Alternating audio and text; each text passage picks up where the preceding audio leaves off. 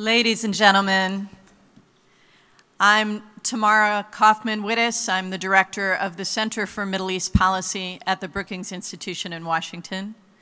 Very grateful to have all of you with us this morning as we launch this important dialogue between the United States and the Muslim world. As we've just heard from President Ghani and from Minister Marzouk, Muslim communities around the world face tremendous opportunity and tremendous challenge. And indeed, the upheaval in the Middle East over the last 4 years has been hard for outside actors to keep up with. These dramatic developments, the conflict, the rise of extremism, has caused anxiety here in the region, and it's also caused anxiety in capitals around the world, including, of course, Washington. But these changes in the region have also had their echoes in the United States and in the American debate over its role in the world and its role in this region. And that debate has echoes here. Questions have been raised in recent months about American intentions in the region, about America's commitment to regional security. Now, for all the reasons that Dr. Jones mentioned a few minutes ago, I believe the Middle East remains of central importance to the United States. But given the changes underway here and their uncertain outcomes, the United States does face questions about how it intends to play its role. Indeed, by my count, I think in the last 6 years, the Obama administration has moved through at least 4 different approaches to the Middle East, ranging from the Cairo speech in June 2009, its emphasis on conflict resolution and people-to-people ties. In May 2011, President Obama's embrace of the aspirations of the Arab world for political and economic change, to September 2012, and President Obama at the UN General Assembly speaking of America's focus on counterterrorism, on blocking Iran from getting a nuclear weapon, on efforts to resolve the Israeli-Palestinian conflict. And finally, last August, the United States embarked with a range of regional and global partners on a new effort here in the region to combat ISIS in Iraq and Syria.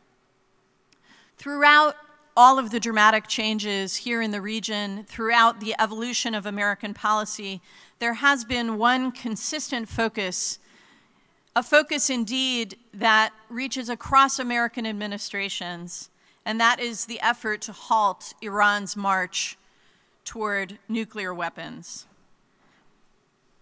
But in the context of this dramatic regional change, Iran's behavior has taken on broader significance, and America's response to Iran's behavior has become more and more a focus of regional concern. That is going to be our first subject for dialogue here today, the American role in the region and how we understand that role, particularly in light of the ongoing negotiations designed to halt Iran's nuclear weapons program. We're very, very grateful that to begin this dialogue, we have, I think, perhaps the perfect representative from the U.S. administration, Dr. Colin Kahl, Deputy Assistant to the President and National Security Advisor to Vice President Joe Biden. Dr. Kahl is a distinguished scholar and practitioner, a professor at Georgetown University before his government service. In the first term of the Obama administration, Dr. Kahl served as Deputy Assistant Secretary of Defense for the Middle East. Many of you know him from that time because he spent many, many hours here in the region in dialogue with American partners about the security challenges that we face together, about the Iranian threat, and preparing the ground in many ways for the negotiations that are now underway.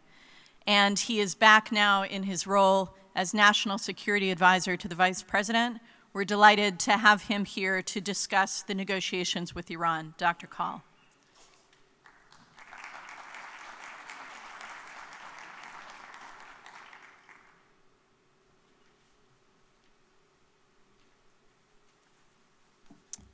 Assalamu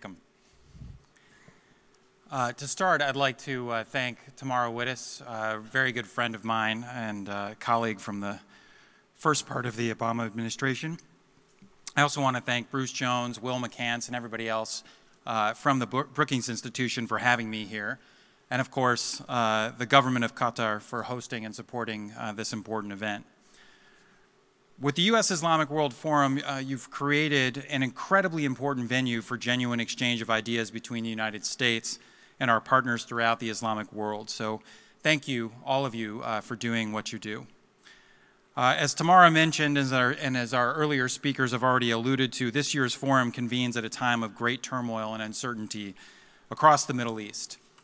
You have the rise of Daesh, ongoing conflicts in Iraq, Syria, Yemen, and Libya, the persistent threat posed by Al-Qaeda affiliates, whether it be in the Arabian Peninsula or across North Africa, rising sectarian polarization, continued controversy over the role of political Islam, and Iran's nuclear and destabilizing activities. These are just some of the challenges confronting the region.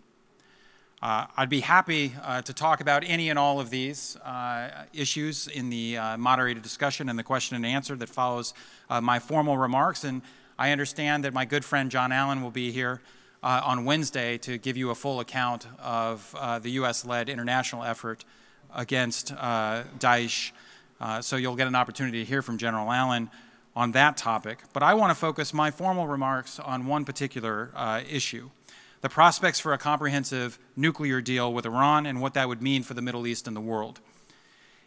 It is essential, I believe, at this moment to have an in-depth conversation about this topic, both because of its enormous strategic importance, but also because there are so many misconceptions about the agreement that we are negotiating.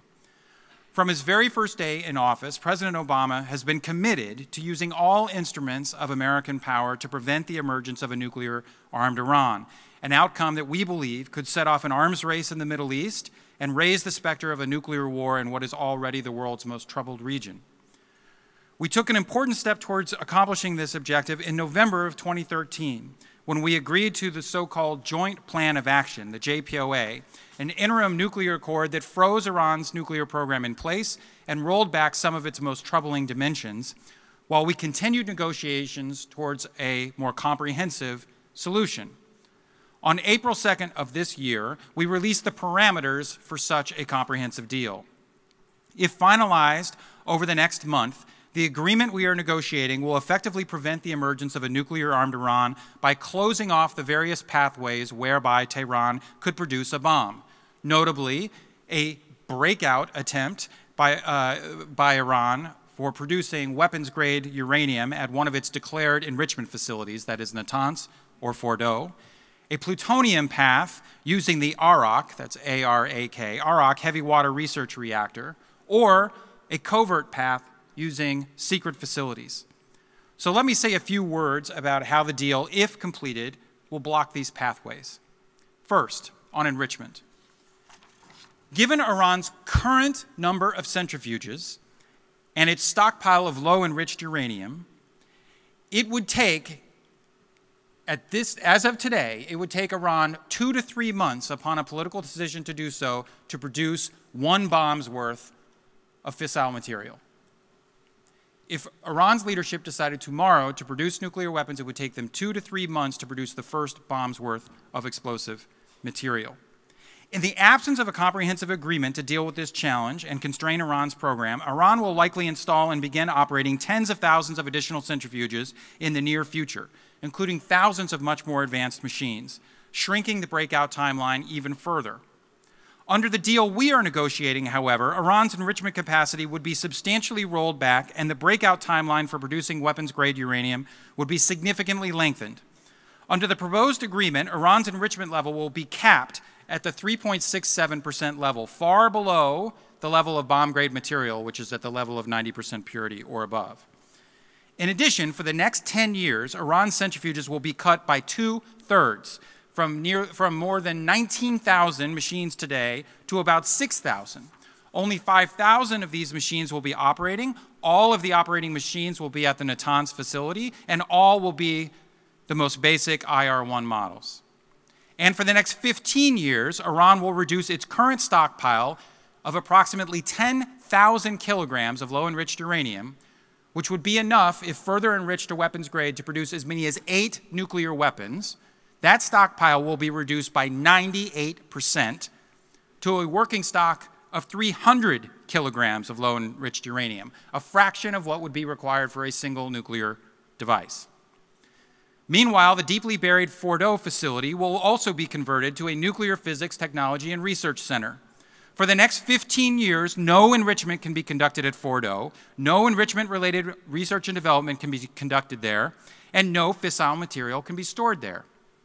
The net result, for a decade, breakout time to produce 1 bomb's worth of highly enriched uranium will be extended from the current 2 to 3 months to more than a year. The cushion provides ample time to deter Iran from going down this road, detect it if it tried to do so, and stop them if they did. And for years beyond this 10-year point, stockpile limitations and other constraints on Iran's enrichment would produce a longer breakout timeline than exists today. So that's the enrichment path. The deal will also close off the plutonium path. Under the Joint Plan of Action, construction at the Arak heavy water reactor has been frozen. But if we fail to achieve a lasting comprehensive solution, the construction of the Arak reactor is completed, the reactor as currently designed could produce 1 or 2 bombs worth of weapons-grade plutonium every year. Under the deal we are negotiating, however, Arak will be redesigned to produce 0 weapons-grade plutonium. The spent fuel from which plutonium could be extracted will also be shipped out of Iran for the life of the reactor, and Iran will be barred from building the reprocessing capabilities needed to chemically separate bomb-grade material. Taken together, these steps shut down the plutonium path using Arak forever.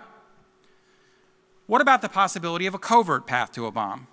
This is obviously a major concern. That is why the deal we are negotiating will put in place the toughest transparency and verification measures ever negotiated. Inspectors from the International Atomic Energy Agency, the IAEA, will have full access to Iran's declared nuclear facilities, including Natanz, Fordow, and Arak, supplemented by the use of modern surveillance and environmental sensing technologies.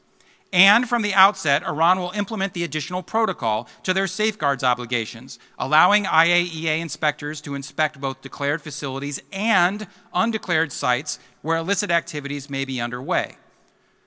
These obligations are permanent, as is Iran's continuing obligation under the Nuclear Non-Proliferation Treaty to never produce nuclear weapons.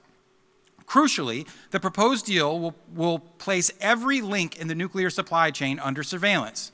For the next quarter century, the next 25 years, inspectors will have access to Iran's uranium mines and mills. And for the next 2 decades, they will have access to Iran's centrifuge production, assembly, and storage facilities. Throughout the life of the deal, all purchases of sensitive equipment will be strictly monitored.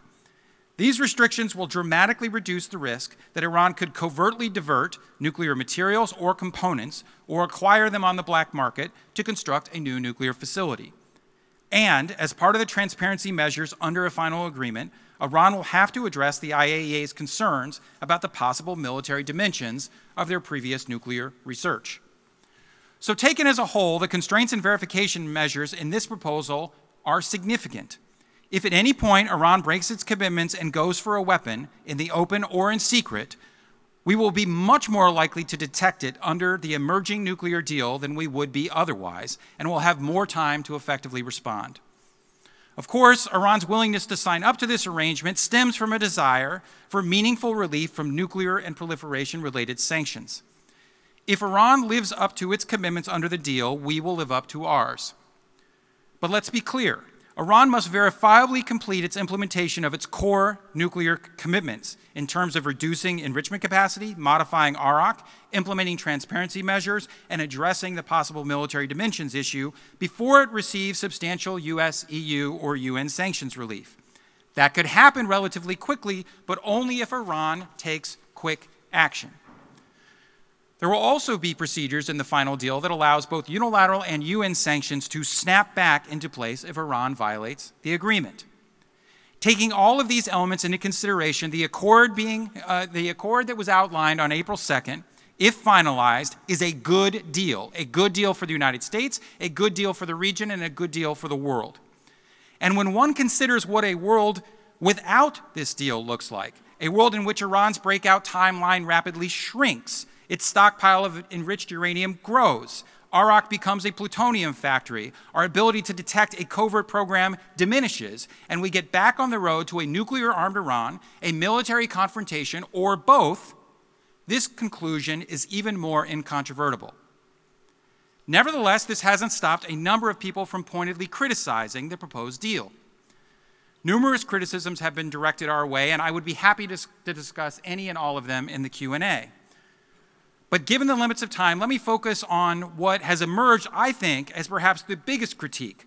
The argument that the deal, by lifting sanctions, will provide Iran with a windfall of cash, thereby enabling Iran's destabilizing activities across the Middle East and facilitating Iranian domination. Indeed, some have even gone so far as to argue that, quote, a richer Iran is more dangerous than a nuclear-armed Iran. This concern should be taken seriously, and we do take it seriously. But there are several fundamental problems with this line of argument. For one thing, it is not at all clear that Iran will spend the majority of the money it gets from sanctions relief on troublesome foreign behavior. Because Iran is in dire straits economically, Iranian spending in the aftermath of the deal is likely to focus on domestic priorities. That is, for some time at least, butter is likely to take precedence over guns. As a result of U.S. and international sanctions, the Iranian economy is perhaps 15 to 20% smaller than it would have been otherwise, and it will take Iran a long time to dig out from this economic hole, even with substantial nuclear-related sanctions relief. Our oil sanctions alone have deprived Iran of over $160 billion in oil revenue since 2012. Because Iran's economy is in such disrepair, the majority of new revenues are expected to be used to address economic needs, including shoring up Iran's budget, building infrastructure, maintaining the stability of the rial, and attracting imports. Indeed, the scale of Iran's domestic investment needs alone is estimated to be at least $500 billion, which far outstrips the benefits of sanctions relief. Moreover, President Rouhani was elected on a platform that included economic revitalization, and Iranians are expecting tangible economic benefits from constructive engagement with the international community. Politically, Rouhani and the regime will be under immense pressure domestically to deliver economic improvement once Iran starts receiving sanctions relief. Of course, despite these objective economic and political imperatives, it is certainly possible that the regime will choose to devote additional money to support Iranian foreign operations. And the unfortunate reality is that many of these foreign operations are not very expensive, which is why Tehran continues to fund them despite sanctions and will likely continue to do so whether or not sanctions are maintained.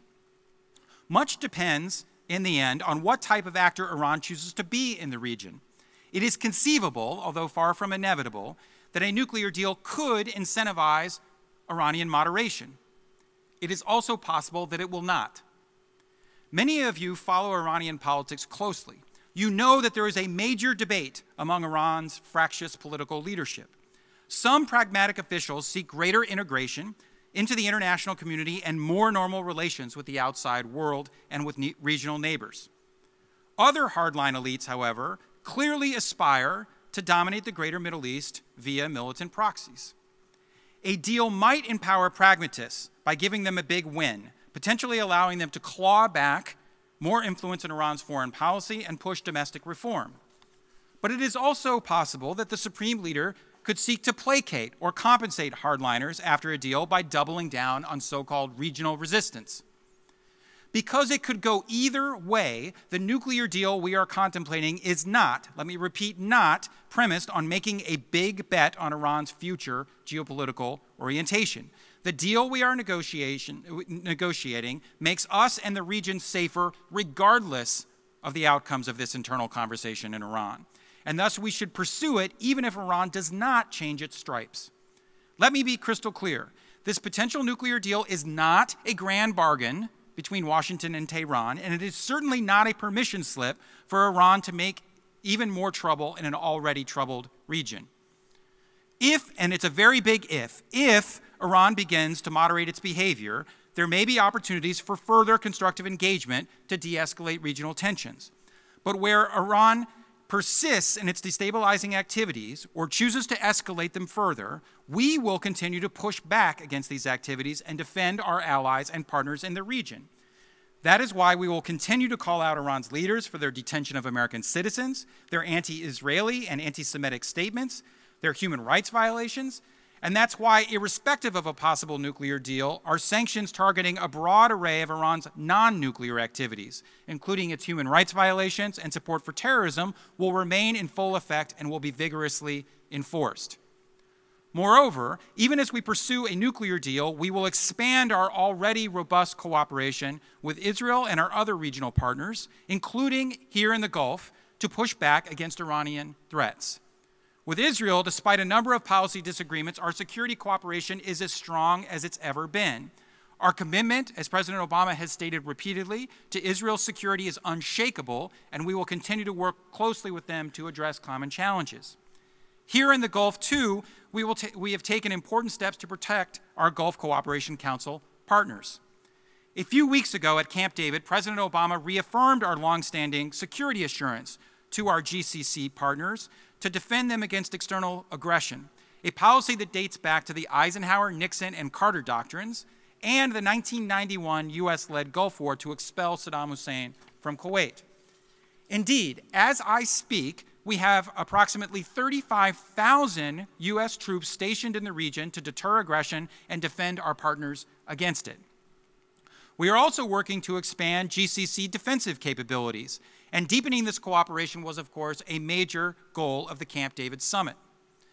It is useful to keep in mind that while Iran's actions throughout the region are a major concern, they are not an unstoppable juggernaut. And by many measures, the raw balance of power in the region is not in their favor. Consider this. According to the International Institute for Strategic Studies, Iran spent nearly $15 billion on its military last year in 2014. Compared to almost $115 billion for the GCC as a whole. That's right, $15 billion versus $115 billion. And as you know, the GCC has access to cutting-edge U.S. technology and now operates some of the most sophisticated military hardware anywhere in the world. Iran is not likely to close these quantitative or qualitative gaps, even with additional resources. So, among our GCC partners, the challenge is less about a disparity in conventional military capabilities. Rather, it is the ability of our partners to work in a more interoperable and integrated fashion with us and with each other. That is why a major point of emphasis at Camp David was identifying steps that we can take collectively to improve things like integrated early warning and air and missile defense, and improve cooperation in the maritime domain. We can also do more to enable our GCC partners to address irregular and asymmetric threats to their security, and we are committed to doing so. That is why we are focused on ways to improve things like cyber defenses and the protection of critical infrastructure, and those too were major topics at Camp David. And it is why we are committed to improving counterterrorism cooperation with our GCC partners, building their special operations capabilities, and working to develop regional forces that can focus on missions like stabilization and peacekeeping. It is also important to understand that many of Iran's gains in recent years are more a byproduct of the weaknesses in many regional states where Iran and its proxies operate, rather than a manifestation of inherent Iranian strength. The solution to this challenge, and this was another major point of discussion at Camp David, is to work with the GCC and other partners in the region and the international community to build stronger states and pursue political solutions that help stabilize key countries. That's why in places like Iraq and Lebanon, where Iran attempts to use proxies to exercise undue influence and build parallel institutions, we will continue our work to strengthen national institutions and militaries to help them combat violent extremists of all stripes while hardening them against foreign interference. That's why in places like Syria and Yemen, we will continue to promote political transitions and inclusive power sharing arrangements to end the violence and ensure that all parties, not just Iran's proxies, have a say in governance. And that is why it is imperative, even as we deepen our security and diplomatic cooperation with GCC states, for our Gulf partners to constructively engage Iran and explore ways to de-escalate regional tensions and sectarian polarization, steps that are essential for the long-term stability of the Middle East. Finally, we also continue to strongly believe that a two-state solution to the Israeli-Palestinian conflict is not only just and essential for Israel's security and its status as a Jewish and democratic state, but we also continue to believe that it would help limit Iran's ability to project influence into the Levant and would significantly improve prospects for Israeli cooperation with Arab states to address common challenges. Of course, some of our critics want us to go further than pushing back on Iran's destabilizing activities in the aftermath of a possible nuclear deal. They believe we should instead condition the removal of nuclear-related sanctions on Iran altering its destabilizing behavior first, including ending all Iranian support for terrorism, militancy, subversion, and calls for Israel's destruction. We share the desire for Iran to end all of these practices, and we will continue to push Iran to do so. But the nuclear sanctions were put in place to pressure Iran to accept a nuclear deal out of the recognition that, as destabilizing as Iran's actions are now, a nuclear-armed Iran would be much more dangerous. It would be able to hide behind the shield of a nuclear deterrent to advance its ambitions in the region and support for terrorism and militancy with impunity. And its actions would now carry the risk of sparking crises that spiraled into a nuclear conflict, a risk that does not exist today. So the purpose of these sanctions and this deal is to reduce this risk, not to resolve every problem we have with Iran and every threat and challenge that they pose. A similar rationale drove arms control agreements during the Cold War with the Soviet Union, another regime that engaged in reprehensible behavior at home and abroad, brutalized its own people, sponsored proxies, and threatened our allies around the world. The United States made repeated arms control agreements with the Soviet Union, even as they continued to engage in behavior that was far more threatening to our interests and stability than Iran's activities are today. Why did we do that? We did it in order to reduce the nuclear threat and prevent nuclear war. And it is worth remembering that none of these Cold War nuclear accords stopped us from assertively pushing back against Moscow's destabilizing activities across the globe. As the old American saying goes, we proved capable of walking and chewing gum at the same time, and we are just as capable of doing that today. So we should not condition a nuclear deal with Iran on resolving every dispute we have with them first. Moreover, even if we were so inclined, there's simply no reason to believe that conditioning sanctions relief on Iran fundamentally changing its behavior throughout the region would actually work. Insisting on the highly ideological regime in Tehran ending all of its objectionable behavior in the region is tantamount to insisting on regime change as a condition for a nuclear deal. It won't work because the regime would never accept it, and even more importantly, the world would not back this play, meaning it would leave us, the United States, not Iran, isolated, and it would leave Iran freer, not more constrained, to cause mischief. Last but not least, we can be just as confident that maintaining the current nuclear-related sanctions or attempting to escalate them, especially in the absence of international support, as some of our critics advocate, that won't be sufficient either to solve the problem of Iran's nefarious actions, since Iran has proven both willing and able to engage in these activities despite the sanctions being in place. Ultimately, it is geopolitical constraints, not financial ones, that will limit greater Iranian activity in the region. That is why a strategy that simultaneously pursues a nuclear deal and steps to support our allies and counter Iran's destabilizing actions makes more sense than rejecting this nuclear deal, as our critics would have us do, in the fanciful hopes of driving the Iranian regime and its proxies out of business. So, when all these factors are taken into consideration, it is clear that the deal we are pursuing advances core U.S. interests and is a net positive for the region and the world. Is the deal we are negotiating perfect? It is not. Will it solve every problem in the Middle East? It most certainly will not. But if completed, it represents the best available option to address the looming threat posed by a nuclear-armed Iran, and in the process, make the United States, the region, and the world a safer place. Thank you very much.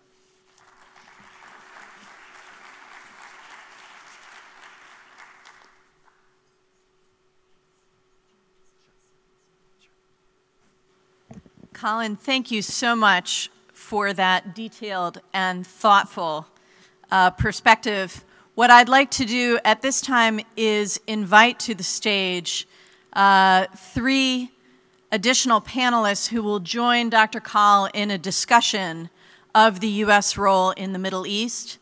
Let me ask them please to come up and join us here on the dais, and I will introduce them as they come. First, we'll be joined by Dr. Ebtesam El-Ketbi. Ebtesam is the founder and president of the Emirates Policy Center and professor of political science at the United Arab Emirates University. Dr. Ebtesam is a well-known voice on regional developments, and she has already established the Emirates Policy Center as an essential platform for research and dialogue in the region. Dr. Ebtesam, thank you.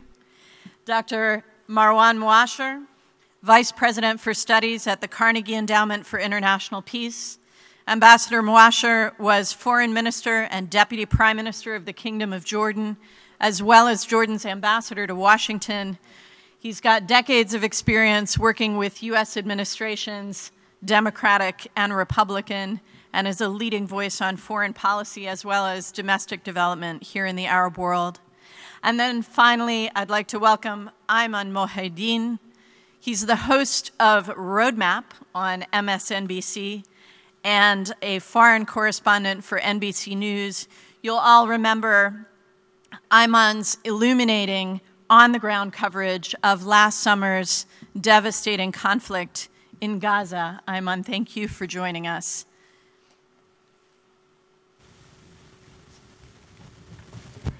Okay, I need a mic. I need it.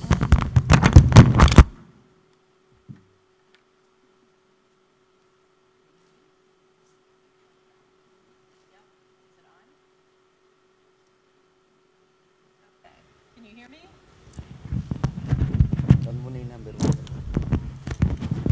Okay, can you hear me now? Yes. Okay. While we're getting everyone settled,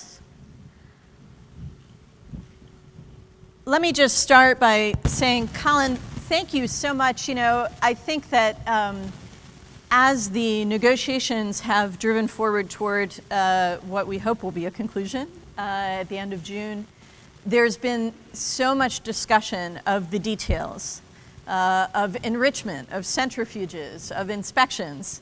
And what you were able to do in your remarks just now is to take us to the strategic context.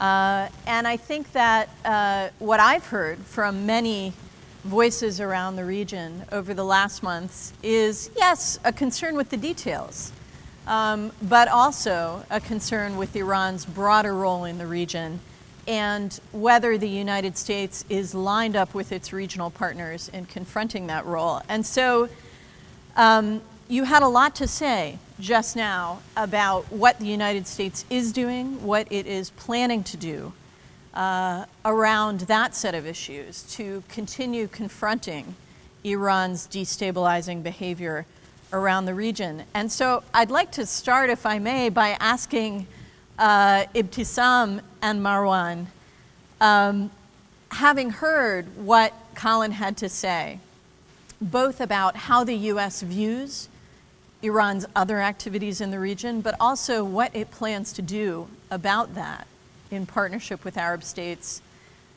Is that enough?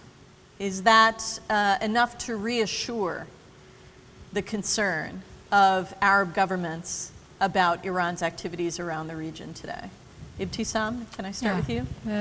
Let me start. Thank you, Tamara and Brookings, for inviting me to this important event. Well, let me start to say, why does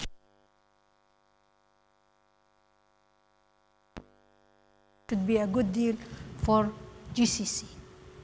I mean, when they negotiate, they exclude GCC countries, although it was in Oman, one of GCC, but it was in a hidden way. So they did not engage us there. The other thing that concentrating only on the deal and the nuclear program without giving attention to the Iranian expansion in the region, destabilizing the region. Iraq, Syria, Yemen, everywhere, this interference. And another new, it's not a nuclear, but it's the same. I call it the sectarian bomb. Has not been paying any attention for this. The other problem, the contradictory role of United States, engaging Iran in fighting terrorism in Iraq, and on the other hand, fighting Iranian interference in Yemen. This is make me just thinking, how does United States view the Iranian interference, and also make the Gulf allies not sure about United States policy towards GCC? Thank you, Ebtesam. Marwan, can I get your perspective on this question as well, and perhaps you might also address Colin's argument that Iran's gains around the region are partly a consequence of the weakness of some of the regional states, not so much an indication of Iran's strength. I think it's not a coincidence that Colin chose Iran as the focus of his remarks, because to me, and I think to many others, this represents the #1 priority of the United States in the Middle East. The region in particular sees the United States activities on all other issues in the Middle East, other than the Iranian issues, as half measures. They're engaged in half measures on the Arab-Israeli conflict. They're engaged on half measures as to the Iranian role in other parts of the region. And they're engaged in half measures to fight ISIS. So I think Colin gave a very compelling case of why it is good to have a nuclear deal with the United States, with Iran. Frankly, I think he gave a far less compelling case of how a deal with Iran is going to prevent Iran from interfering in the rest of the region. The financial argument that Iran needs money for its domestic activities, I think is far less compelling. Even when Iran is today financially strapped, it is helping Hezbollah, it is helping Bashar Assad. Even with its financially strapped resources, I don't think a richer Iran is going to, be in fight to find money to do that.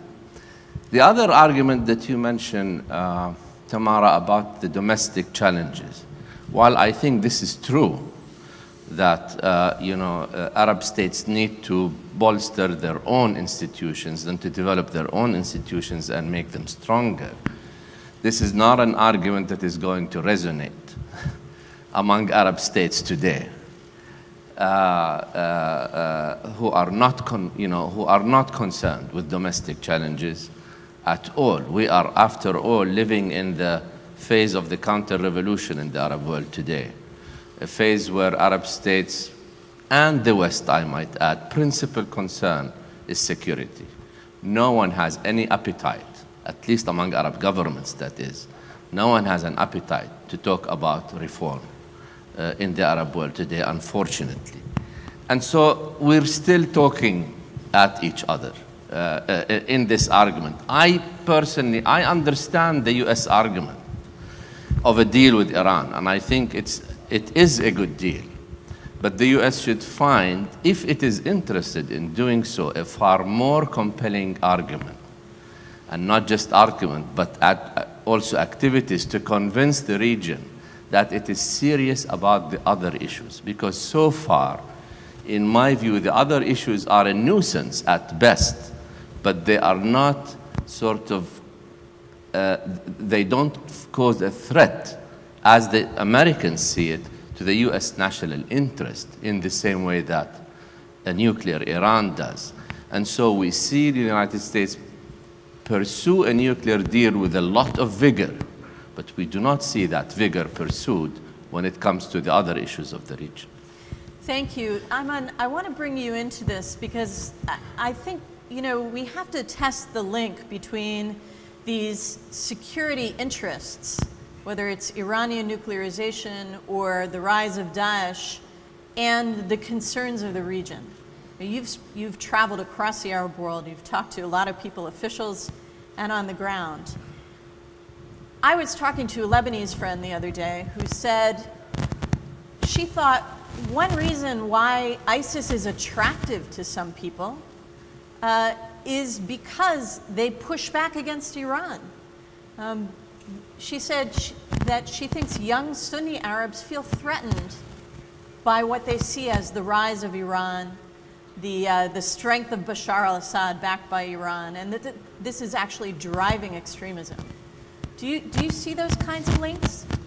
The one thing that I've kind of come across in the last year, and I was in Iraq when ISIS kind of came, or Daesh came to the forefront of controlling so much of that territory, and the year since has been very illuminating in learning a lot about extremism, if you will. And I think the one thing that has become somewhat apparent is there are two sets of groups, if you will, or two sets of factors that draw people to ISIS. There's a pull factor in which that is pulling people, galvanizing them towards ISIS, and there's a push factor, that which is pushing people away from their societies and into the hands of extremism. And I think they operate on two different levels. There's certainly some elements that are similar, but when you also travel to Western countries and you go into pockets, you know, in the United States or in France or elsewhere where you're finding heavy recruitment of some of these foreign fighters that are coming to join ISIS, the motivations are different. So I don't think there's a single monolithic argument for why people are joining ISIS. The one thing that I found a lot, and it kind of cuts to so many of these issues across the Arab world, and unfortunately there's no word for it in English, and I've really tried to find a word, and if anyone here does, I would love to learn it, but the word for it is qahr. And qahr is a fusion of many feelings among many young people in the Arab world. It's resentment, it's frustration, it's stagnation, and it boils into this sentiment that is commonly found across many countries for different reasons. But all of them provide a reservoir that allows ISIS to exploit and other extremist groups to exploit. Is the sectarian issue one of them? Absolutely. You'll find that more prevalent perhaps in the Gulf countries and not so much in other Arab countries or other Muslim countries, Sunni Muslim countries. But you'll find in other ones, political stagnation, economic stagnation are also factors. So I found it to be a multitude of reasons why people are doing it. Thank you. Colin, let me come back to you. You said in your remarks that this deal is about the nuclear program, and the United States can walk and chew gum at the same time. In other words, we can do a deal with Iran on the nuclear issue, and we can confront these other issues around the region, not only other Iranian behavior, but also you talked about the Arab-Israeli peace process and other issues of concern. What Marwan and Ebtesam seem to be suggesting is that, well, we see the United States focused on its priorities, but not paying enough attention to our priorities. So I want to give you a chance to weigh in on U.S. policy on those other issues as well. When you say walk and chew gum, what does the gum chewing part look like? Sure. Well, thank you, and thanks for all of the comments. Look, I think the United States has tried to exercise leadership across the board. I think there is sometimes an expectation, though, that unless the United States is dropping bombs on somebody, we're not exercising leadership.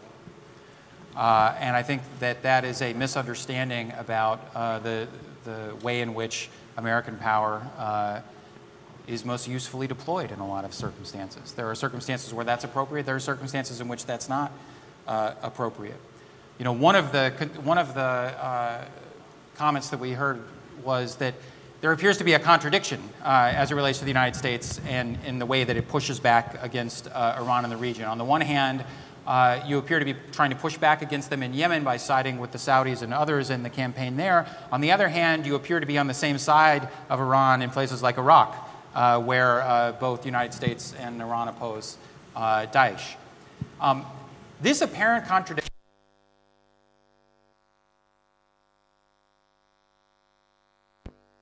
a sectarian actor in the region. If you believe that we basically should see the region as a bipolar struggle between one set of forces and the other, and we should go all in on one side as opposed to the other, and frankly, that is more often than not defined with a certain sectarian gloss. The problem with that is we are not a sectarian actor. We're a superpower with interests, and we defend those interests assertively. Whether that be our interest in combating terrorism, where we work side by side with all of our regional partners in the region, in places like Syria and Iraq. We have constructed a counter-ISIL coalition that now stands at more than 60 countries. Whether that be combating weapons of mass destruction, and obviously the Iran deal is first and foremost among possible achievements in that domain. So we are consistent in defending our interests. We are also consistent in defending our friends. We just don't define our friends based solely on a particular sectarian orientation. So, for example, we have stood by the Saudis as they've faced the threat that the Houthis pose along their border in Yemen. We also stand by the GCC states every single day by putting 35,000 American troops in harm's way in this part of the world to defend the freedom of navigation, to keep the free flow of energy going to global markets, and to defend our friends from all sorts of aggression. But at the same time, we stand by the government in Iraq, the Shia majoritarian government in Iraq that is combating ISIL and is trying to build a more inclusive political order. The one thing these all have in common is that these are our partners and we're standing by them, but not because of one orientation or the other. The third thing that we're consistent about is we believe over the long term only an inclusive political order will stabilize this part of the world. And in my remarks I made reference to, think of the conflicts that are ongoing: Syria, Yemen, Libya, Iraq. None of these conflicts can be resolved unless all of the various communities in those countries have a stake in governance, which is why we're pushing for politically inclusive power-sharing arrangements in all of those contexts.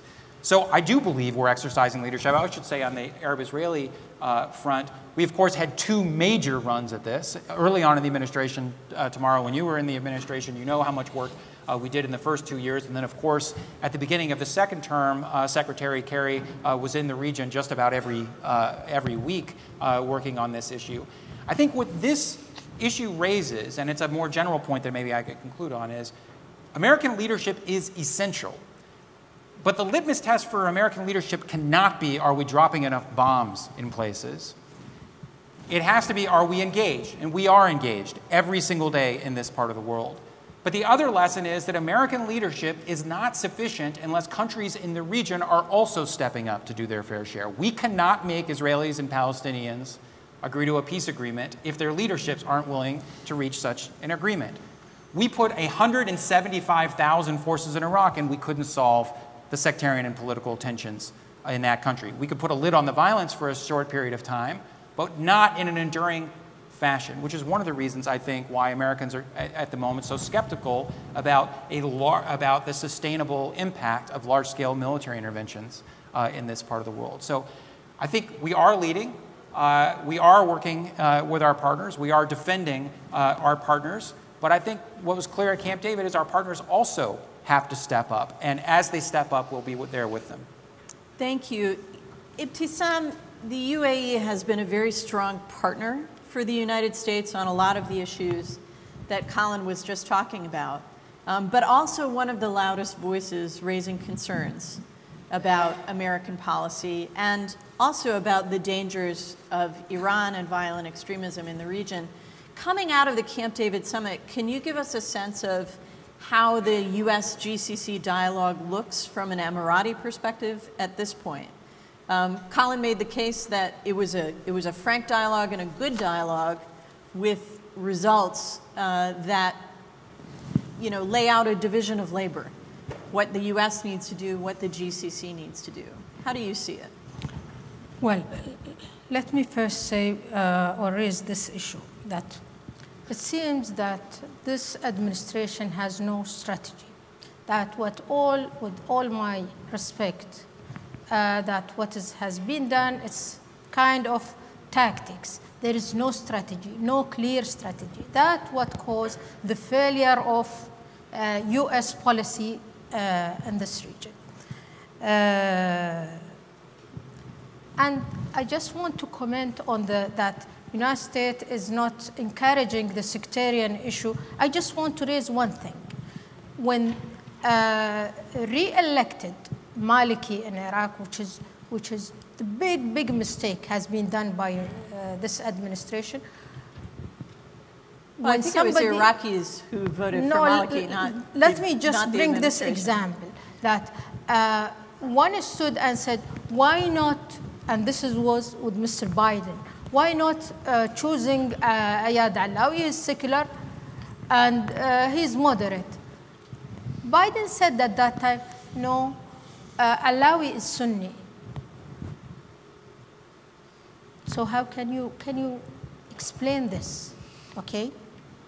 First, that United States still does not know the region, the culture of the region, and does not know its allies. That's why the bitterness when all these negotiations went with Iran without engaging GCC. This is why when I said this deal does not, if United States see it's a good deal, it doesn't mean it's a good deal for us. Why after, of course, it doesn't mean that when we came after Camp David, all of us were happy with what happened.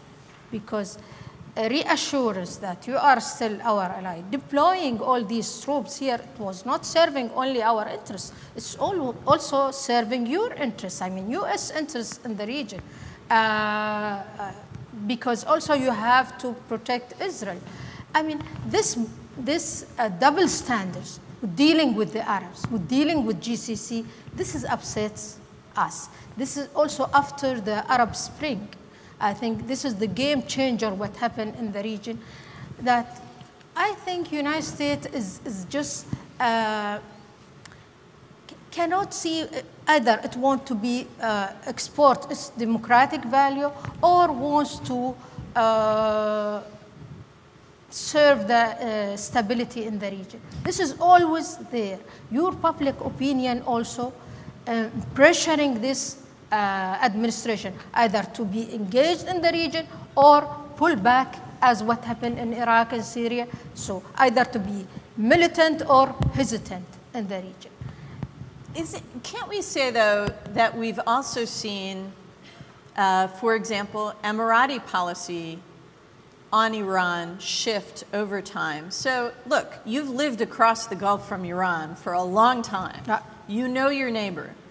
You've done a lot of business with Iran over the years. And that's something that, as the sanctions ramped up, the Emirates had to work on, right? But there's always been a dialogue. And there have been issues of dispute, important issues of dispute. It strikes me that after the Arab Spring, one change I observed is that for some Arab governments, including for the Emirates, Iran became less of a priority compared to other challenges and threats around the region, other challenges to regional stability. Now maybe Iran is coming up again as the top priority, but for a while, it was not the top priority. No, I think the Iranian, their policy and their aggression in terms of intervening in the region, in Iraq, in Syria, in Yemen, and here also I want to highlight something.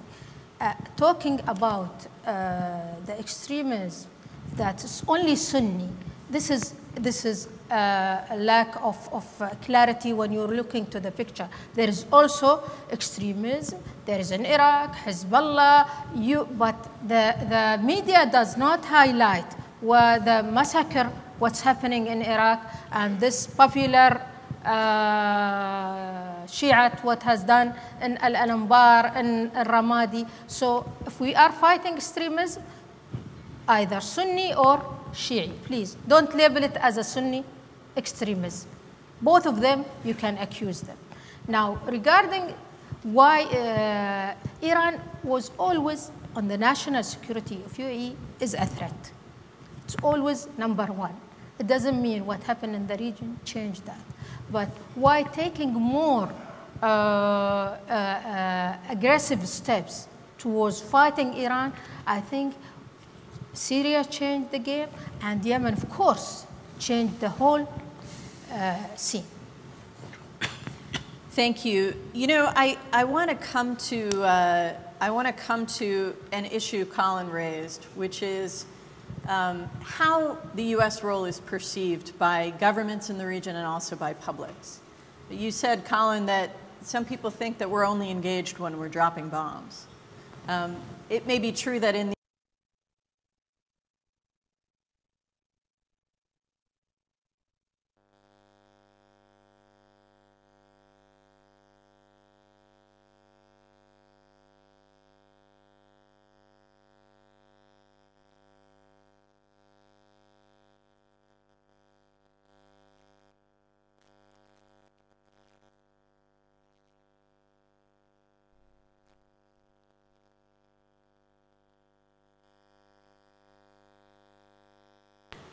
so I'd like to just get some reflections, first from you, Colin, and then from others on the panel, on this question. You know, here's the dilemma. If you have a public that's reluctant to engage, the easiest way to mobilize them is by pointing to a security threat. This is the case in every country in the world. And it's true in the United States as well. Ultimately, it was the threat from ISIS and the horrible beheadings of these American hostages that brought the United States back into the region in a military way at the end of last summer. Is it possible for us to work together on building up that positive agenda? And how do we do that? Ayman, can I start with you on that? You know, let's take Gaza, for example. There was a horrible war last summer. You were there as a witness to a lot of that devastation, and you were just back there in January. Are we, all of us, U.S. government and Arab governments, paying too much attention to the hard security threats in front of us and not enough attention to what's going on for Gazan civilians now? The short answer is yes, absolutely. I think that we ignore Gaza at the peril of a humanitarian crisis that is unfolding, that is worsening, that has geopolitical implications. Gaza has been ignored not just by Arab governments and not ignored by the West. It really has been ignored by the international community with the same rigor of trying to address it and alleviate what is happening there for everyone's interests. And this is not my personal data, but it's from the World Bank. They've put out a report recently that the Gaza economy has collapsed, and we know that countries take the lead in having donor conferences. The money never ends up. So there's no end result that actually benefits the situation in Gaza. And, you know, since 2008, there have now been 3 major conflicts, and yet we're doing the same thing over and over again with no substantial change on the ground for the people of Gaza, and yet people expect there to be a different result. I think that, you know, the issue of U.S. engagement is a measurable factor.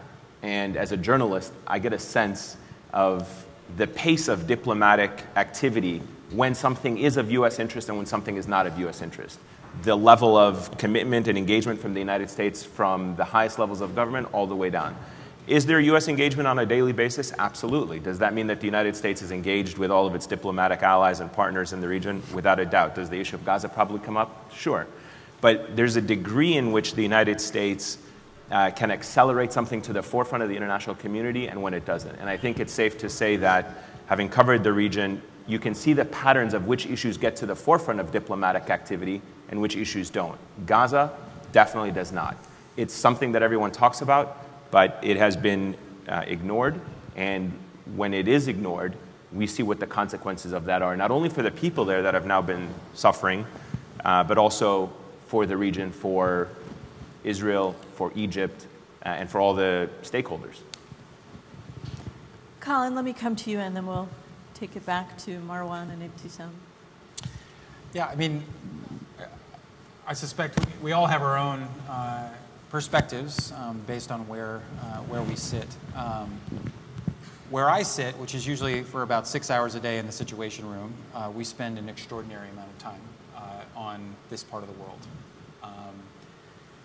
In fact, for a administration that's accused sometimes of pivoting away from the Middle East, if I showed you the pie chart of the senior level meetings distribution across the globe, the vast majority of our meetings remain on this part of the world. Colin, and it's not just. Can I ask the AV people to raise the volume on Dr. Kahl's microphone? Yeah. Thank you. And of course, when we sit in that room, it's not just the 12 or 20 of us in the room. It's also our ambassadors on the screen. It's our combatant commanders in the field. It's our aid delegations, et cetera. Look, I think our leadership manifests itself in different ways. There's obviously high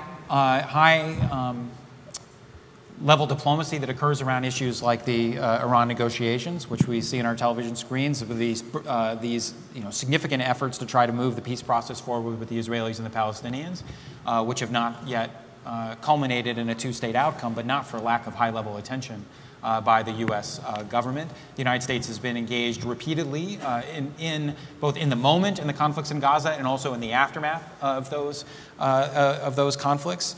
Obviously, we've led an effort to generate an anti-Daesh coalition that's at more than 60 countries. Nobody else put that coalition together. The United States put that coalition together.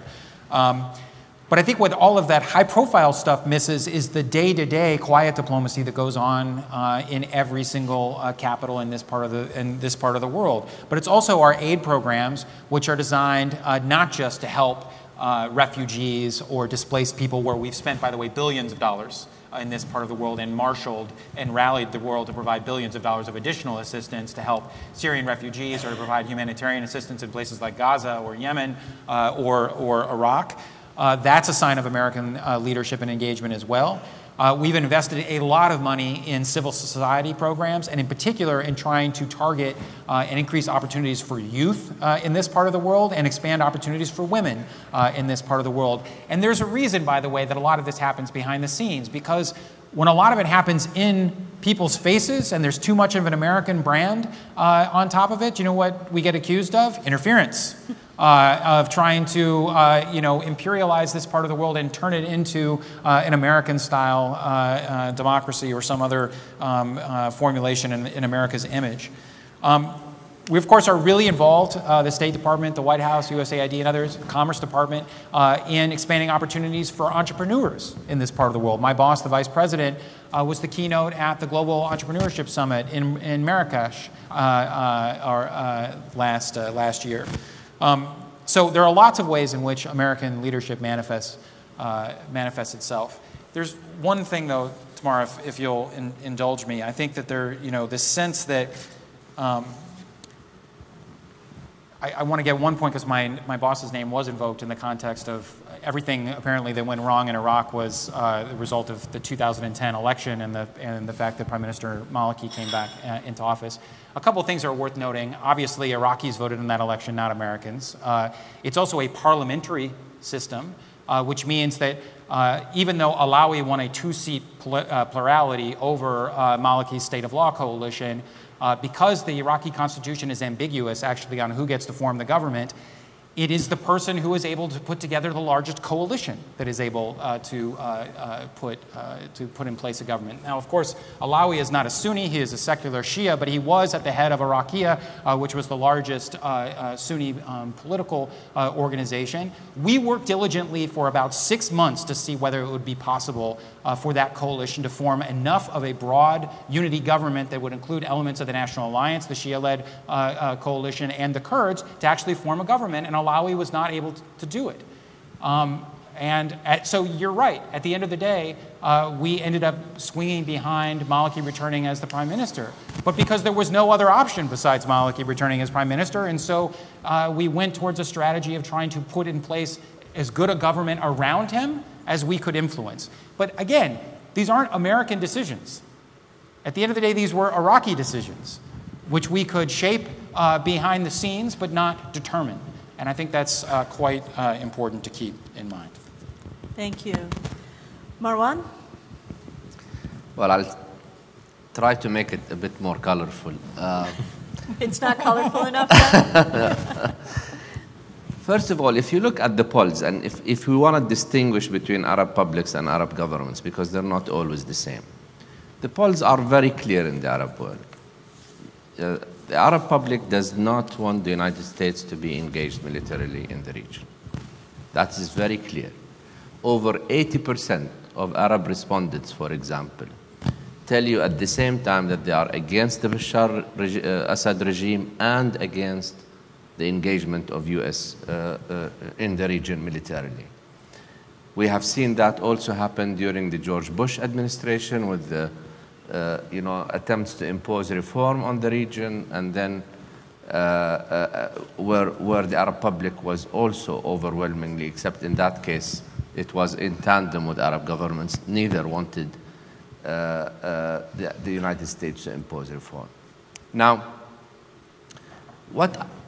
I agree with Colin that leadership is not exercised by dropping bombs.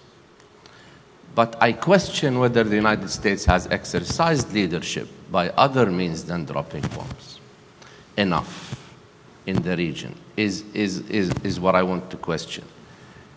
The Maliki government is a case in point. Yes, Maliki was elected by the Iraqi people. Did the United States really push Maliki on inclusive reform enough or not? To answer Colin's point of view, is the United States exercising leadership by truly talking to governments about the need for reform inside their own countries? Or is this basically rhetoric? Is a point that I think needs to be debated. There are many who feel today that the Obama administration today is not much different from the George Bush administration in that it views the Middle East through the prism of security once again. The prism of security which led to the Arab uprisings in the first place by arguing that stability is important over everything else. And we've seen... Aren't we hearing the same thing from Arab governments Of right course, now? absolutely. Okay. I'm blaming both. Absolutely. This prism of stability, which is now being used, it has always been used by Arab governments. It has always been used. Pre-Arab uprisings and post-Arab uprisings. But remember, when you were in government, Tamara, there was a brief period in which the United States became a bit more vocal in its talk about the need for domestic reform. That period is gone. It's gone. It's gone. It was just because of me. It's gone. And today the United States is once again looking at the region through the prism of stability. So I do take Colin's point totally, that leadership is not exercised through military means, and neither should it. And the Arab public does not want that leadership to be exercised through military means. But is it being exercised through other means is a question that, to me at least, is not very clear. Yes, there are many meetings on the region. Yes, Secretary Kerry did a lot of things on the Arab-Israeli conflict. The president has not been that publicly supportive of the process in a very assertive way. And people here in this region, as you know, place a lot of importance on what the White House says, not just what the State Department says on the Arab-Israeli conflict. Although what he has said has been enough to make many Israelis very upset with him. So. Over other issues, over Iran, not over the Arab-Israeli conflict. The upsetting is over another issue. Yeah. So I think there is a point to be made about the need for the region to step up, about the need for Arab governments to step up and build inclusive societies. That is an Arab responsibility that no other outside power can do with any good intentions they might have. If the Arabs of the region do not step up and start understanding that they need to build a pluralistic, democratic society on their own, nobody else would help them. But I also want the United States to be more honest when it talks to Arabs about this. The United States is honest about its deal with Iran. There's no question about it. But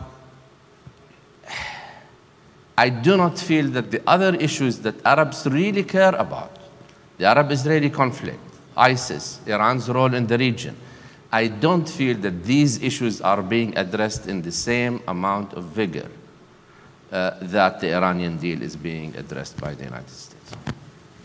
You know, here's one way to think about the framework that I think Colin's laid out, is that the United States sees a division of labor with its Arab partners at the military level and the non-military level, also at the diplomatic level.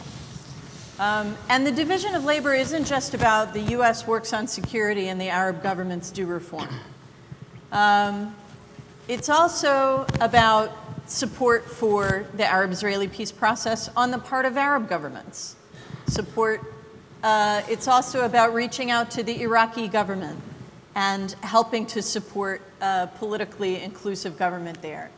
And you also suggested, Colin, that Arab governments could open a dialogue with Iran to try and tamp down this poisonous sectarianism around the region.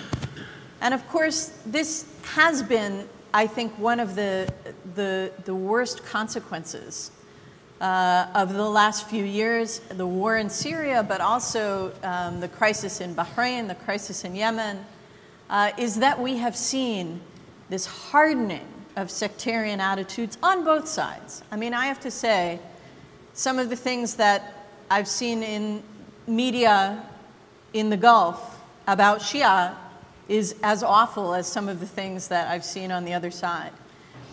And we saw, you know, some horrific consequences of this sectarian vitriol in Qatif last week. So I guess my question is, from an Arab perspective, on the diplomatic side, the U.S. is saying, we're going to take the Iranian nuclear problem off the table. We're going to bolster your security. We're going to continue our commitment to these other diplomatic initiatives. We want you to weigh in diplomatically as well. Ebtesam, do you think that that's a bargain that Arab governments are open to? Is the Iranian also open to that? Well, the problem are is, the Iranians open to it? Yeah. Good question. Okay. The problem started, I mean, we all lived, Shias and Sunni. Let us take Iraqi example. It is a secular state. Yes, the election, it was, I mean, Iraqi decision, but the invasion was an American decision, yeah? And this is which changed the whole scene in the whole region, where it started the sectarian issue when the Shiite leader came. Who came? Was Chalabi and Khoi, who entered Iraq. This is obvious when we just make my memory and just remember how it was. Why Khoi and Chalabi was there? Where is the other? So and keeping Iran the key player in Iraq. So how you can convince Iran to step back from Iraq, to pull back from Syria? Okay, then you will start the dialogue. So what is the sense, the meaning of dialogue that the other side started? One of the key component of the Iranian geopolitical project, this is the sectarian issue based on it. So how you can convince the Iranian that to have a dialogue? Well, this is one of their project, geopolitical project. So, I mean, yes, we will do same like this U.S. Islamic World, and we come and discuss. But at the end of the day, there is a gap between us. Who will fill, or who will bridge this gap? This is the same between Iran. It's becoming now, when you look to Iran, as you look Sunni Shia. This is the problem. This is the problem. Although Iranian sectarian lens is too strong. It is sectarian. It is, but not because of the Arab. It started with Iran. It's not started by Arab. Let me put this on the table. Yes, since Iraq and since Iranian interference. How can you convince Iran now with this nuclear deal? And I always, with all people, I met them from the administration before, since that negotiation started. If you don't put conditionality with this deal, you cannot change Iran behavior in the region. And that's true. You cannot. Once you will lift the sanction, as Mr. Collins said, now, under the sanction, Iran put a lot of money, billion and billion in Syria and Iraq and Yemen. Now, if you lift the sanction, how can you assure that the Iranian will put this money on the domestic issue? And there is something else, I think you forgot it, the gap between the conservative or the IRG and Khamenei and Rouhani or the moderate. Who's going, and does the IRG will accept to pull out from Iraq and Syria? This is another issue. Sometimes I find the American policy or policymaker simplifying the issue in the region because they don't understand the region. Excuse me for saying that. Okay, and I want to remind all of you that we will be having a full panel tomorrow on Iran's role in the region, including a very distinguished Iranian foreign policy expert who will be joining us up here. So we'll have a chance to discuss these issues directly with at least one Iranian interlocutor. Ayman, I want to get to this gap between public perceptions and governments. And I think that there's an issue in the region that Marwan was discussing. There's also an issue in the U.S., you know, in the media, the sort of traditional slogan is, if it bleeds, it leads, right? That there's a demand from the public, or at least there's an appetite for coverage of war and violence and conflict.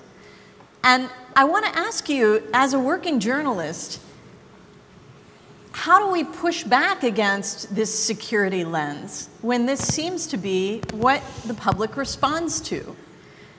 Is there a way that you can make room, either through the media, or is there a way that governments can make more room for these other dimensions of the policy dialogue of the relationship between the U.S. and the region?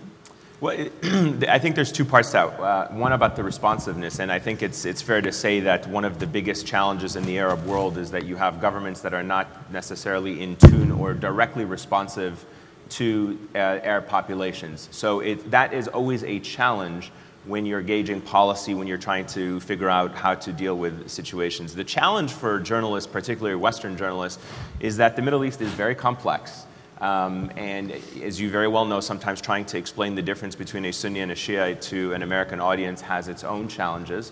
And trying to explain to an American audience how the United States can be allied with, if not directly, at least working in concert with Iran in Iraq to defeat ISIS, but is then fighting against Iran in Yemen and in Syria through all of these proxies is extremely complicating. I think it's sometimes very complicating for the Arab population that actually lives it, and we try to simplify it. There's no doubt that there are all kinds of problems with general coverage of the Arab world in Western media, oversimplification, and just paying attention to issues when they, again, raise to the forefront of the international agenda, not on a day-to-day basis so that people can be more informed about it. I'm not sure what the solution is. I think that has to do more with structural problems with the way the media discussion or the discourse takes place in the United States. I do think that. Well, let me ask you: if you're out on the ground and you find a great human interest story or a feature story, something that's not about conflict, how do you sell it? How do you sell it to your editors? I try my best to explain why this is an important example of either something that is relevant. I think at the end of the day, it's not just about doing good. I think it's about relevance. Is this something that the United States viewer would be able to understand what is happening so that it has a consequence to their life? So it has a consequence. And sometimes, there's a lot of criticism to be leveled against Western media in general. But the truth of the matter is, if you're speaking to an American audience, you have to put it in perspective of an American viewer. And that's the same thing with Arab media. When Arab channels are explaining the United States or the Arab world, they want to try to explain it so that their Arab viewers can understand it. Like I said, there's definitely a structural problem with a lot of the way the Western media has covered the Arab world for decades that has compounded the bigger political problems in the United States in dealing with this part of the world. There's no doubt that the United States has had a challenge in looking at this part of the world through a security prism. The hard part is that there's a disconnect between what United States officials and the United States as a whole tries to promote, which is a foreign policy based on values, when in reality it's a foreign policy based on interests. And one of the things that I've recognized throughout the Arab world in my travels is that you don't have to be literate in the Arab world for people to recognize that there's a distinction between U.S. values and U.S. interests. Now, I know that definitely they certainly say they want to align them. The biggest challenge, though, is that on the ground they sometimes don't align. And that's been the biggest part of a challenge for the U.S. government, is to, as Colin was saying, it's a kiss of death. If the United States appears to be close to working with people and NGOs and civil society and pro-democracy activists, they become tainted. And everybody says, oh, the U.S. is funding these groups in Egypt, or the U.S. is doing this, and so that works against the effort of capacity building. But at the same time, standing by and doing nothing also gets the U.S. criticism, and that's something that I've witnessed firsthand on the ground. I'm not sure where the solution is, but a consistency is definitely needed in one way or the other. Thank you. So, Colin, you have Ayman saying this is a dilemma that the United States can't resolve, or it seems extremely difficult to resolve. You have Marwan saying that actually it's more like a pendulum, that the U.S. has swung from a war on terror lens to a lens of political and social development, and now it's back to where it was before President Obama came in, back to a war on terror lens. How would you respond? Well, I do think that countries in the region, also the United States, face one dilemma after another as they try to navigate the tensions and uncertainties in this part of the world. It becomes most acute, Tamara, as you know, when you're dealing with the issue of reform. I think what the Arab Spring suggested was that there is a deep yearning in this part of the world for more representative and accountable governance, but also more egalitarian development, less corruption, less police abuse, less human rights abuses. These are fundamental questions of economic and political reform that this region, and they're not alone in this respect, but this region has to grapple with for long-term stability. And the fact that the Arab Spring veered into such violent terrain doesn't, I think, erase the fact that over the long term, political and economic reform in this part of the world still remains essential for stability. But there is a constant tension between the apparent requirements for near-term stability and the requirements for long-term stability. These ultimately are not issues that the United States can determine or impose. And in fact, the attempt to do so almost invariably blows back in our face. We are accused of doing too little or too much. We are blamed for everything and its opposite. We are leading too much or too little. You know, the pendulum suggests that, you know, the George W. Bush administration was here, the Obama administration was here, and there's a sweet spot in between. But I suspect if you looked at the history of American involvement in this part of the world over the last 60 or 70 years, we've never been in that sweet spot. I'm not sure that sweet spot exists. And that's because, at the end of the day, these are conversations that have to happen here. They have to happen among the people of this region and the governments of this region. There has to be a new compact that recognizes a different relationship, but that cannot be imposed by the outside, both because it's not effective, it's often counterproductive, and it's not sustainable. So the question becomes, and this is, I think, where what President Obama has emphasized repeatedly is, as pressures emerge organically for change and accountability, the United States will be with the people of the region as they push for those. But it is not our job, nor are we very good at imposing it from the outside, whether it be through the imposition of a change in government through the use of hundreds of thousands of combat troops, or frankly the attempt to put hard conditions on economic and security assistance tied to particular human rights or reform initiatives. There's just not a lot of, history is not littered with a lot of success in our ability to kind of twiddle the knobs and make the region exactly the way we want it to be. And every time we try, by the way, we get criticized for doing so. So there is an inevitable tension, I think, to some degree between short-term interests and our values. To some degree, it's not resolvable. It has to be constantly navigated and negotiated, but not just by us, by people in this part of the world as well. And ultimately, there has to be enough rulers and citizens in this part of the world have to come to the conclusion that stability is not sustainable over the long term without political and economic reform. And as they do so, they will find a friend in the United States. And that is something that is a constant between this administration and others. I wanted to say a couple of things on sectarian polarization and hardening attitudes. There is no doubt, this is not a completely new thing. I think one can trace its origins back perhaps to the long civil war in Lebanon, obviously put on steroids by the U.S. invasion of Iraq and the aftermath of that. But current conflicts in Iraq, in Syria, and in Yemen have added fuel to this sense of sectarian animosity and hardened sectarian identities. I think it is incumbent upon all moderate forces in the region and all supporters for peace to try to take a step back from the abyss, and that includes Iran. Iran has to come to the conclusion that fomenting instability in places like Iraq, Syria, and Yemen are not in its interest. We convey that to the Iranians on a regular basis. We convey that it is not in their interest to create a situation in Iraq where Sunnis are excluded and ISIL therefore has more room to reign. That's a threat to Iran. By the same token, I think many of our friends in the region underappreciate the degree to which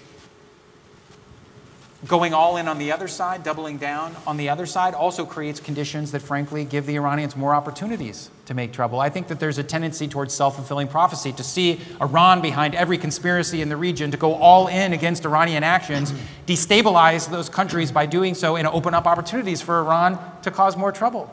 This is a cycle that no one can win. It's not a cycle the Iranians can win. It's not a cycle that the other side can win. And part of the message coming out of Camp David was, we are with our partners in the GCC states. We will not let them be threatened externally.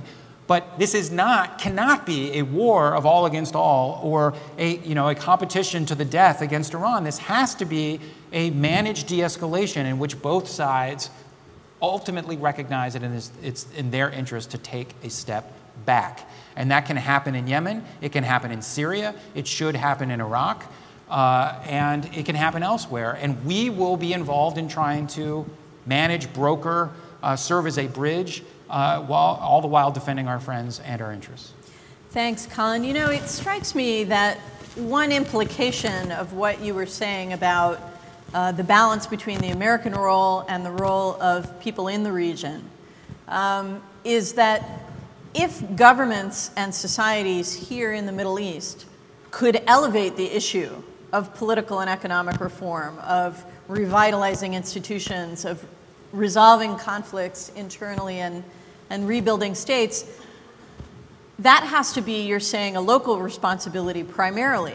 But if governments in the region made that issue a more prominent part of their agenda, it sounded to me like what you're saying is that would give the United States more ability to show the non-military side of its engagement in the region. So if it comes from the region, we can help balance this agenda and it becomes less militarized. But if it doesn't come from the region, you're saying the U.S. feels damned when it does and damned when it doesn't. The only caveat I would say there is that makes it sound like we're sitting on the sidelines waiting for the region to make up its mind and then we'll come into the game. That doesn't describe, as you know, daily the tens of thousands of individuals and the hundreds of millions of dollars that get dispensed on a daily basis to try to make the lives of people in this part of the world better. But a lot of that is setting the conditions or helping to set conditions or help establish relationships or help develop the potentialities that once manifest can lead to a different level of a different kind of engagement. Great, thank you. I want to open up the conversation at this point to all of you.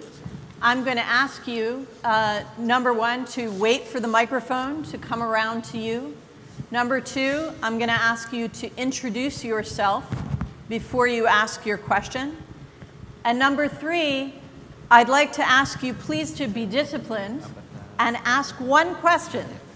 I know that we've put a lot of ideas on the table, and I know that we will have an opportunity to engage on those ideas in all of the panels that follow over the next 3 days. So please do be disciplined in this first engagement, begin our conversation, and let's see where we would like to begin. Yes, sir. Dr. Fakro. Madam Chairman, I hope you allow me to give a comment rather than asking a question. As long as it's brief, please. Thank you.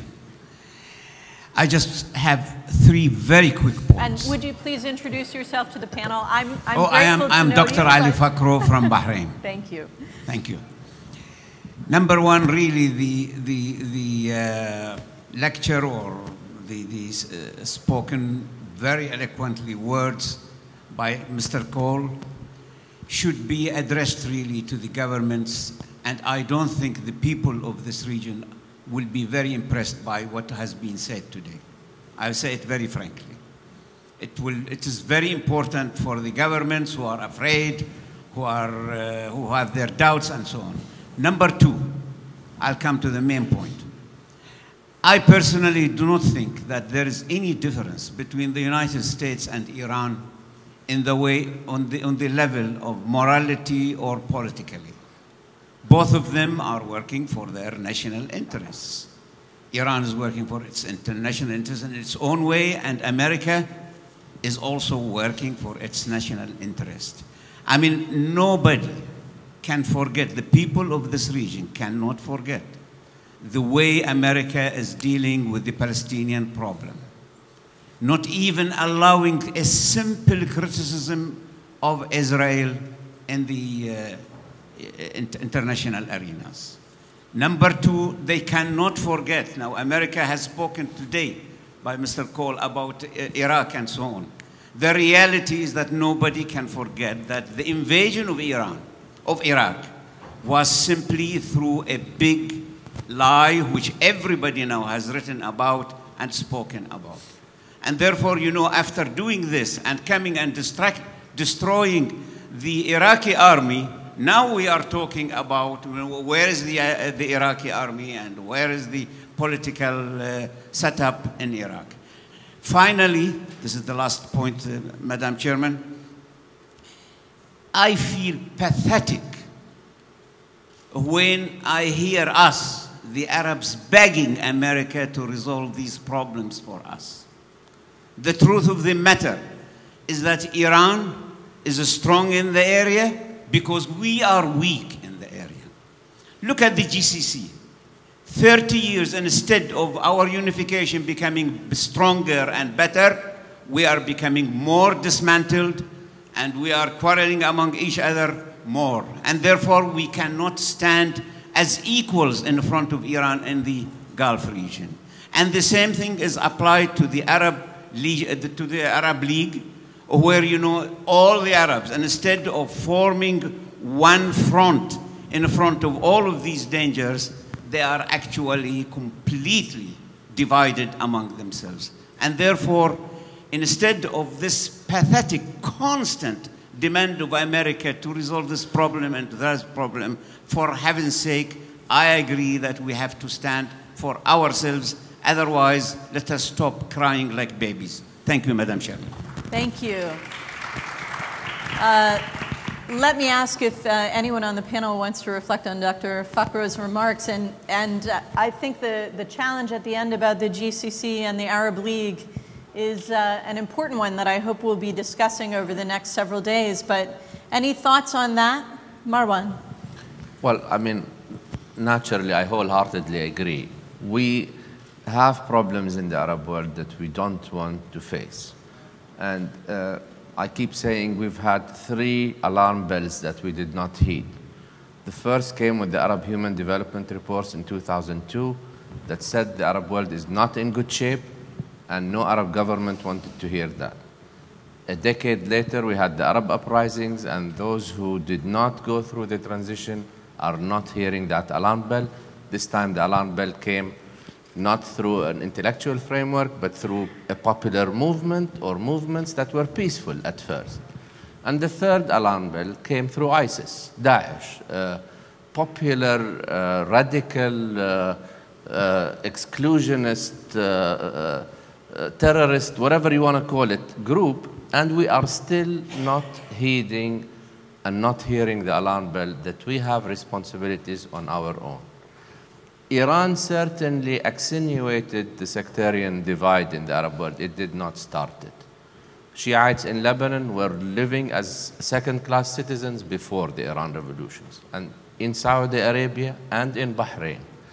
We need to understand that we have to make our national identities trump all sub-identities. And if we do not do that, whether in terms of ethnic origin or religion or gender, if we don't do that, then we are going to pay the price.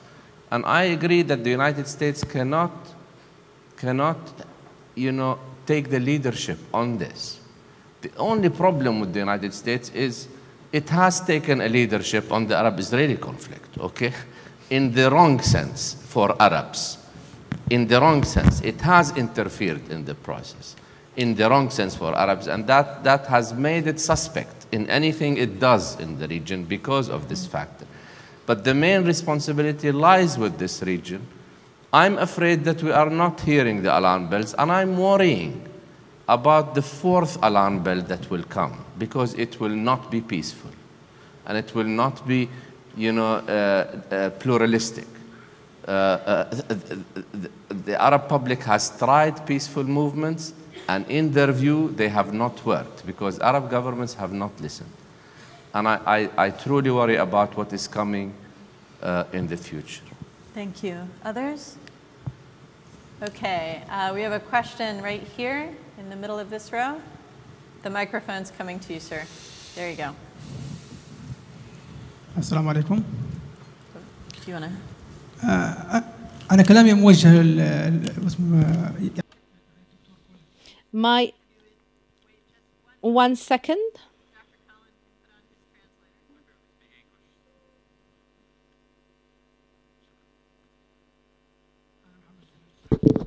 Mohammed Zwain from Al Arab newspaper here in the state of Qatar, calling you, said that the United States has spent hundreds of millions in order to have change in the region and for the people of the region to take initiatives.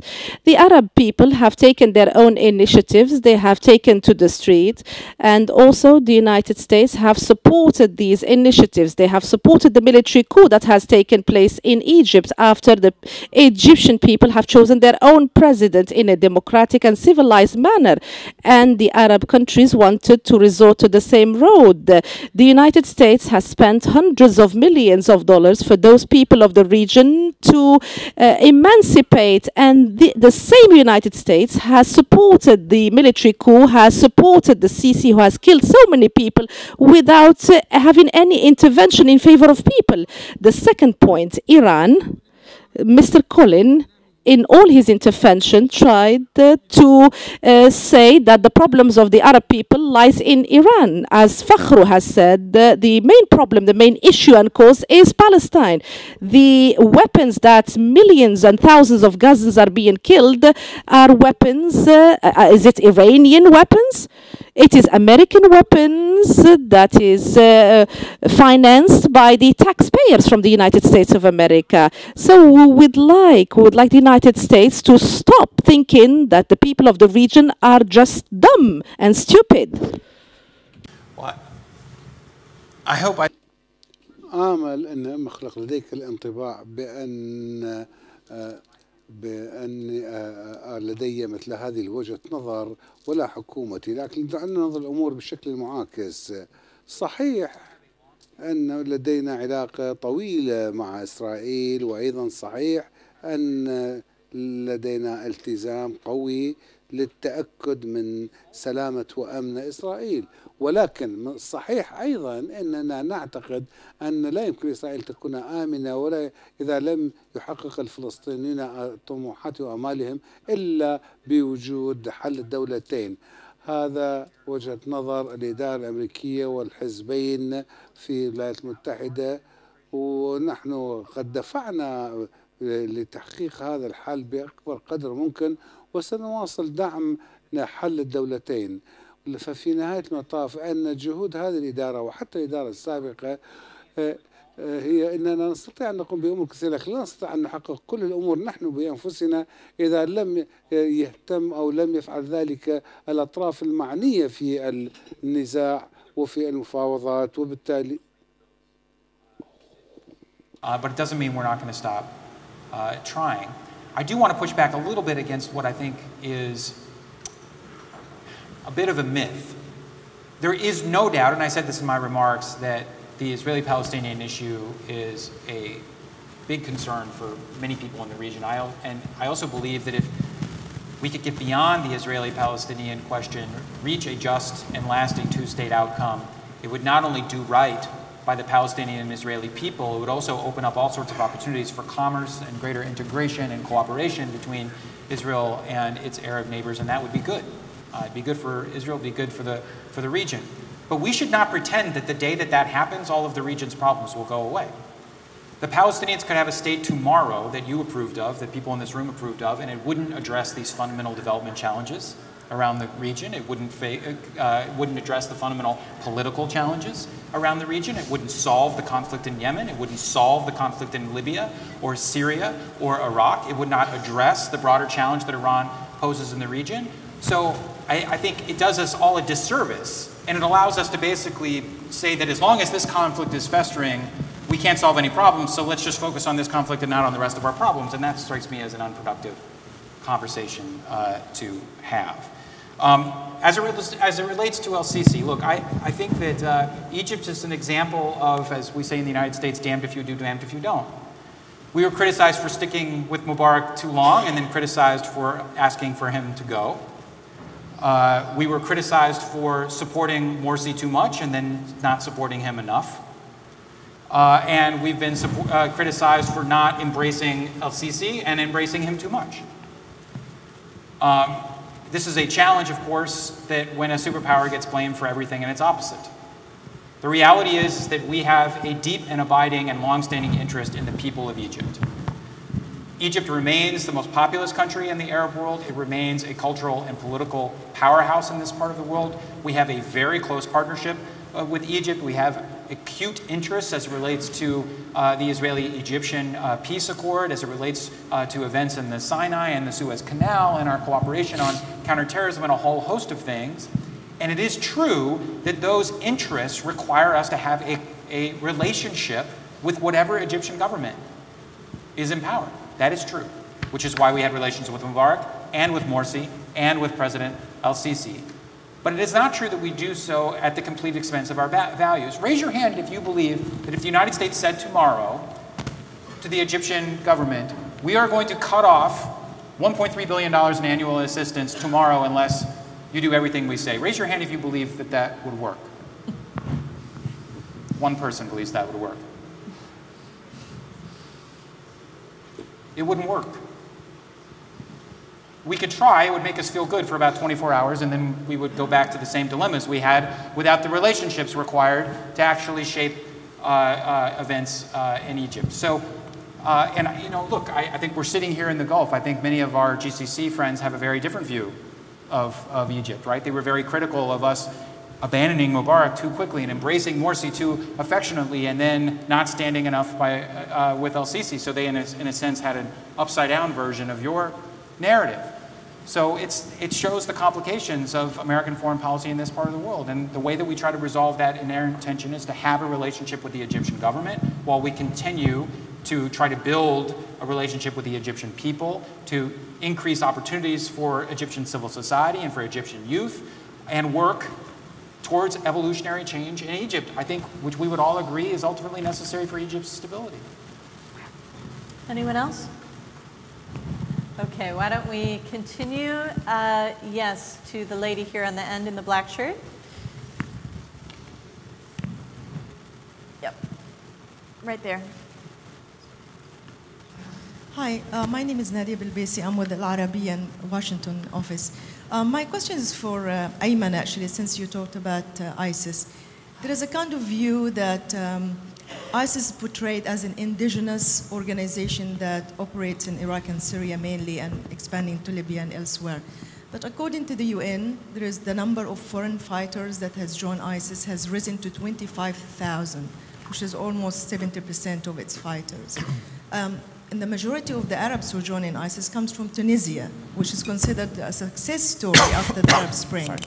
So how do you explain, where does the root causes of joining ISIS, whether it's poverty or lack of representation, fit into the picture that the most successful Arab country after the Arab Spring, which is Tunisia, is the largest country that contributes to the ISIS fighters? I think, first of all, it would really depend on how you're defining success in Tunisia. You can define success by a multitude of ways. You can simply say that it has had successful and peaceful transitions of democracy. It has had, governments in the last couple of years. It has had a little bit of political plurality. So the success of transition of governments does not necessarily mean it has had a success in addressing economic grievances, social injustice, all other kind of problems that lead to what we were talking about as a push factor, pushing people away from their countries to go join what they think is a better alternative or something that is more meaningful.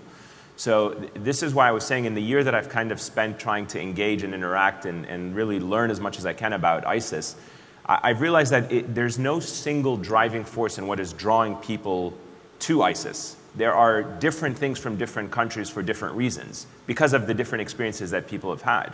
I just recently spent some time in Minneapolis, Minnesota in the United States and spoke a lot to the Somali community there about why they have had, in the context of the US, one of the largest groups of people who have gone to join first Al-Shabaab and then gone to join ISIS. More recently, they've had it in 2 waves. And actually just came from Tunisia yesterday and had spent some time in Tunisia as well and talked to a lot of Tunisians about those issues. The truth of the matter is, as I was saying, there's a push factor that is driving people out of their countries, and there's a pull factor from the ISIS perspective.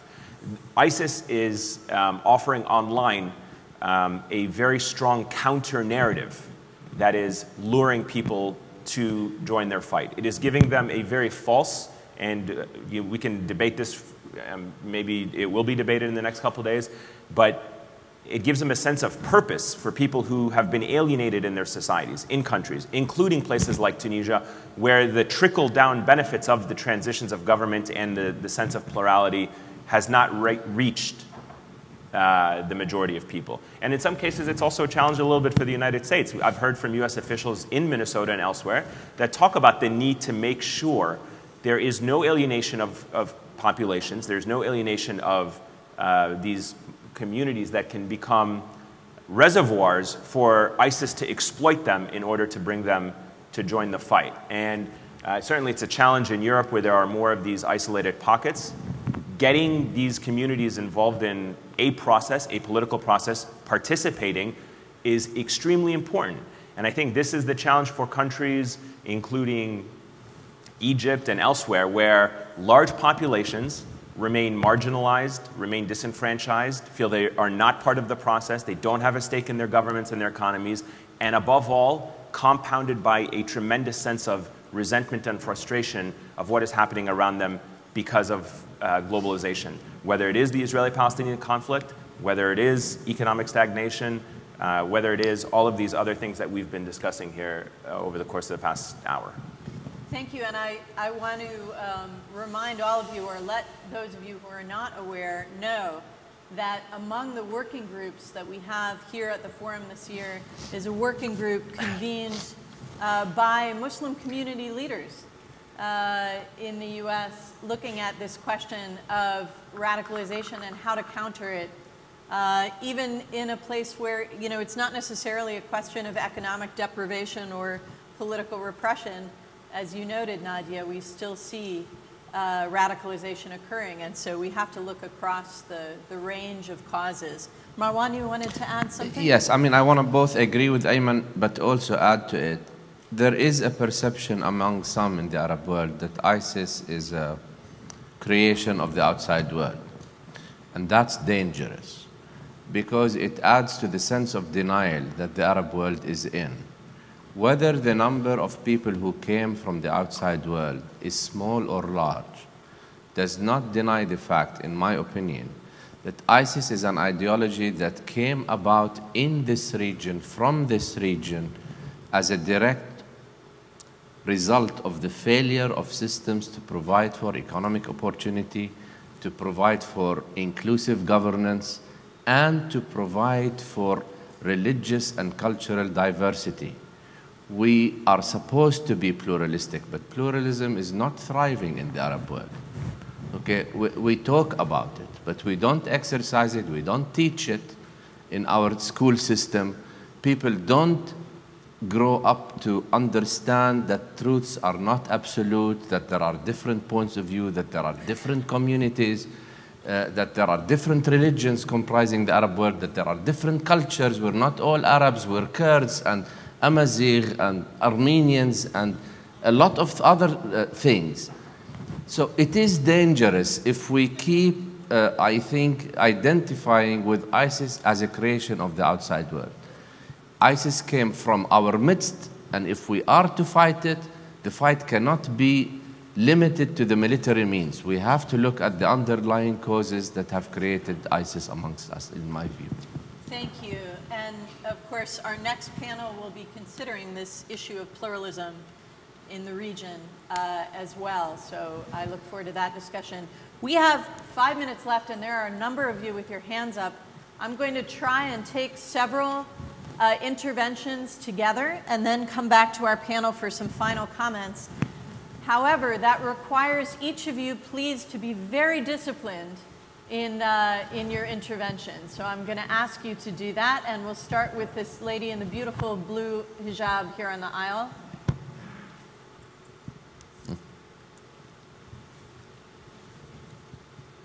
Assalamu alaikum.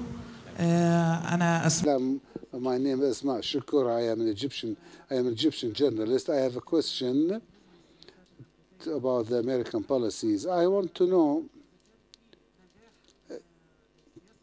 is the American policy in the Middle East successful during all the crises that took place here? There was one success. Please tell me in which crisis. And another question that was replied to, but I wanted to clarify it because I still don't understand the answer to the question about the American policies in Egypt, my country, and especially after the coup d'etat, the military coup d'etat, and what are the policies that were faced by the people of the coup, despite the fact that in Egypt we have daily massacres that have been referred to by different organizations. I'm not asking for help from the Americans, but I just want clarification because I know the American policies speak a lot about democracy and solving problems as crises in the Middle East. Let's take another question from this side. Yes, right in the third row. Right, thank you. Thank you. My name is Adnan Hayajna. I'm from Qatar University. My question is, do you view the decisive storm or the unilateral action by the de facto leader of the Arab world, and maybe the last one, Saudi Arabia, as a positive thing, that is, the Arab world are taking care of themselves and they're not relying anymore on the United States? How the US view this? Thank you. Thank you. And can you just pass the microphone to the gentleman in front of you? Yeah, there we go. Assalamu alaikum. Ahmed Akkaili from the Jordanian Initiative. The question to Dr. Colin. Dr. Colin said that it's not possible to stop the Iranians in the region. But doesn't this can be taken as sort of that the America is turning a blind eye to the role of Iran in the region? And after this agreement, will we even be leading or controlling all the international interests in the region? And will it be the door through which all the other settlements will come in, settlement between the Syrians, between the Iraqis, between the Yemenis, until we reach the solution to the Israeli-Palestinian conflict? Dr. Ebtesam said that the USA does not understand the region. This is a sort of understanding of the American interest by good intentions. After all, what they did to the region, you say that the America does not understand the region. What if they understood it? Thank you. So I think we'll take those together, and that's probably all we've got time for now. I encourage you to bring your comments and questions to our future panels. We'll have a lot of opportunity. Let me begin, Ebtesam, with you, if I may, and we'll go down this way and end with Colin. Okay, since he asked me in Arabic, I'm going to answer him in Arabic.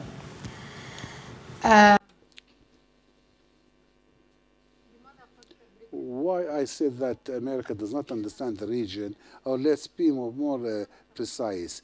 There is an oversimplification over what's happening in the region. I'll give an example, Iraq. Before the invasion of Iraq, I met dozens of American officials and the military and the civilians, and before that we were in Washington. Condoleezza Rice spoke to us, Colin Powell also, and it seemed that the United States is going to do something in Iraq. And in all these meetings, I used to tell them that Iraq is called the Pandora box. Once you open it, there will be difficulties. There will be more violence.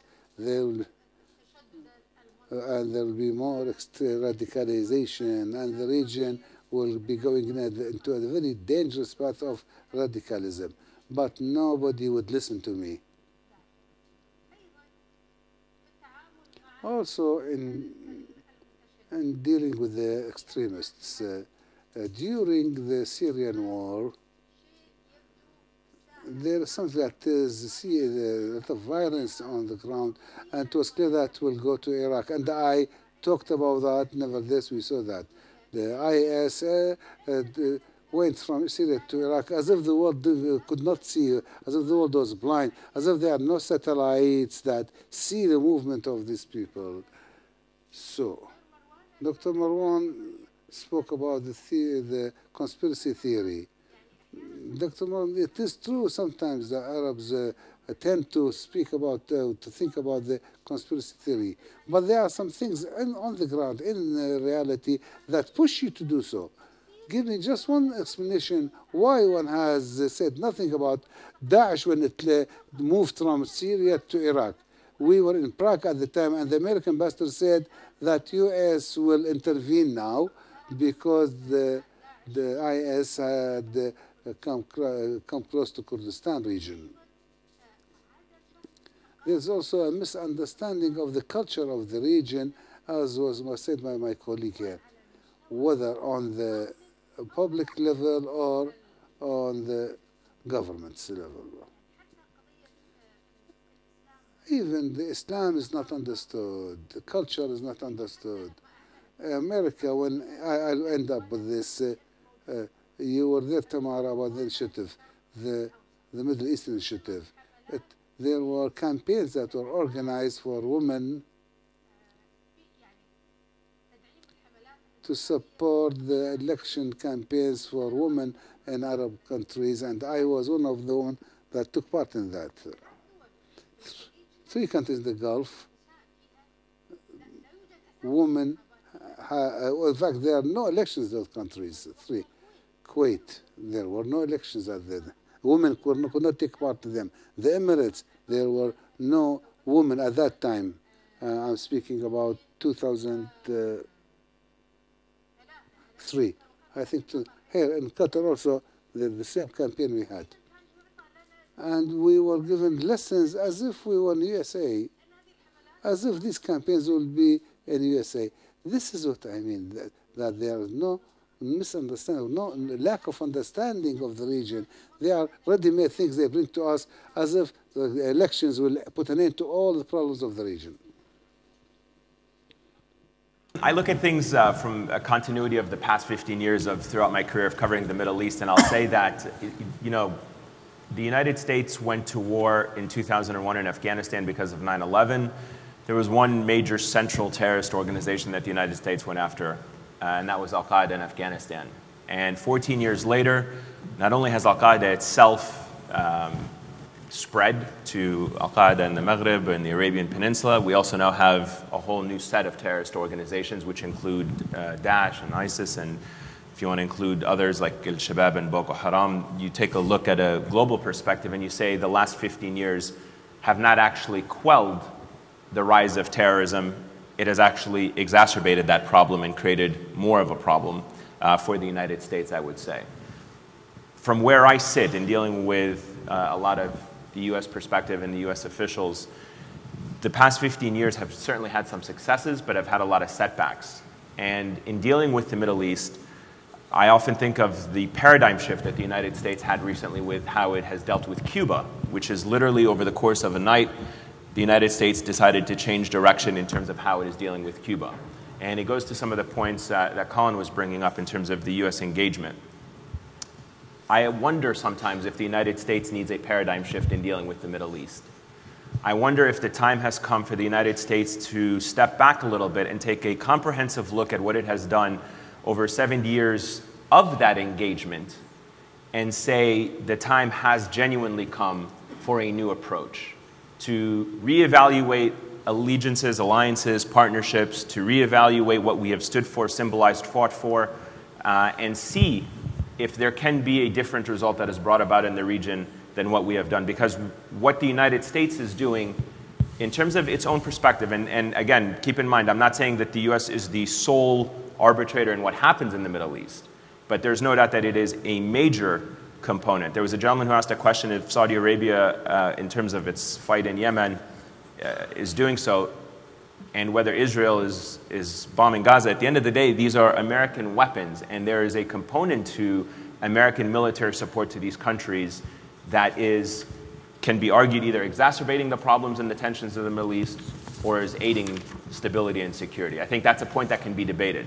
My central question is whether or not a paradigm shift is needed in dealing with the Middle East from a US perspective. I think the argument is growing for a yes, that it is in need of that. That at least is from where I'm sitting, particularly on the Israeli-Palestinian issue and particularly on dealing with some of these issues. There's a paradigm shift in terms of what the United States has done with Iran. It's no longer taboo for a US Secretary of State to sit across the table from an Iranian foreign minister and to negotiate directly. That has been broken. And that paradigm shift has produced a result that has been beneficial to the US and Iran over the nuclear issue. And if you can have more paradigm shifts in those spheres across the region, you can produce a different result than what we're seeing now, and certainly one that'll be beneficial for everyone over the past 15 years in terms of what we've seen since 9/11. Thank you. Marwan.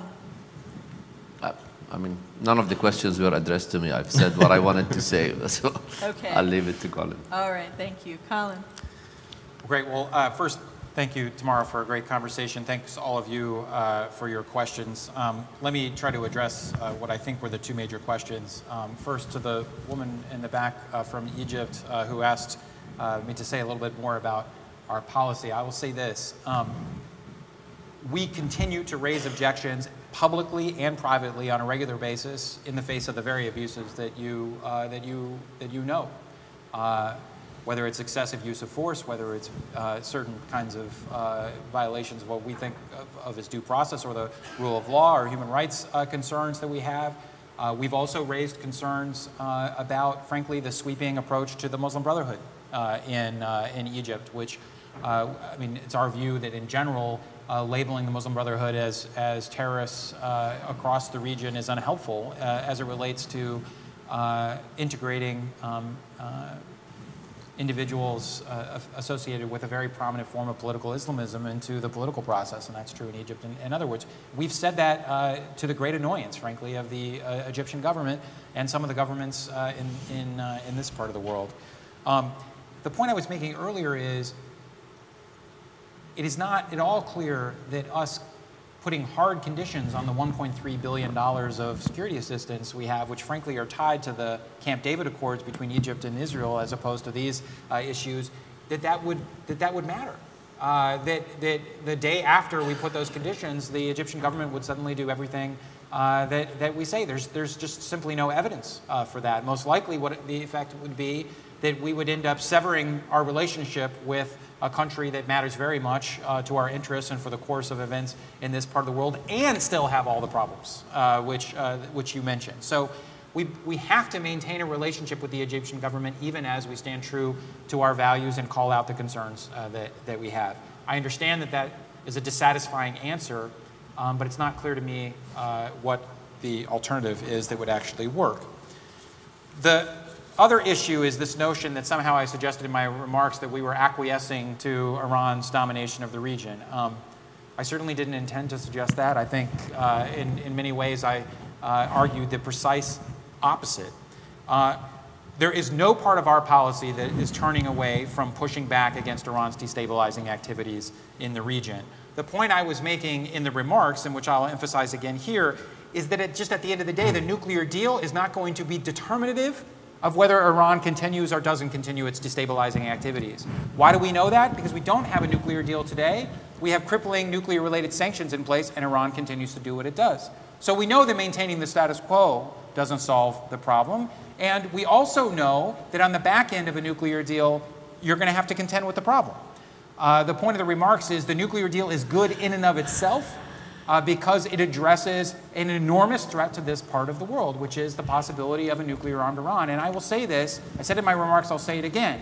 If one worries about Iran's destabilizing activity, that problem would be exponentially greater if they acquired nuclear weapons, because that would provide a shield behind which they could conduct all their activities in the region, dial them up with impunity.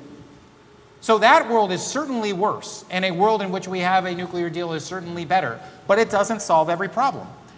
The problems are ultimately not resolvable in the nuclear space. They have to be resolved in other domains. Those domains include inside Iran itself.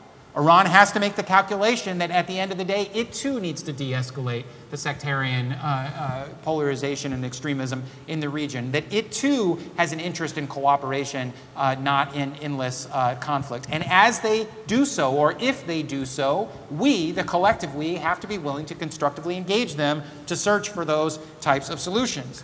The solution also comes with us working with our partners, which is what the GCC summit at Camp David was about, in building up their capabilities and improving the ability of the GCC to work together to advance common interests. And last but not least, it means all of us working together to help support fragile states.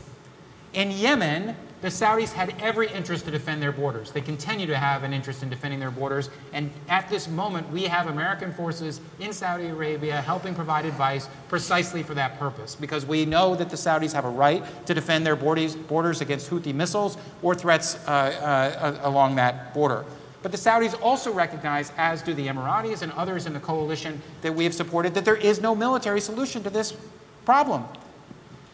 That Yemen is not going to be stabilized if the Houthis continue to be on a rampage or if the military campaign continues without end. There has to be a diplomatic solution that incorporates a power sharing arrangement at the end of the day, which is why we have been encouraging all sides to get behind the efforts by the UN to restart talks towards achieving that outcome. And last but not least, this also relates to the situation in Iraq.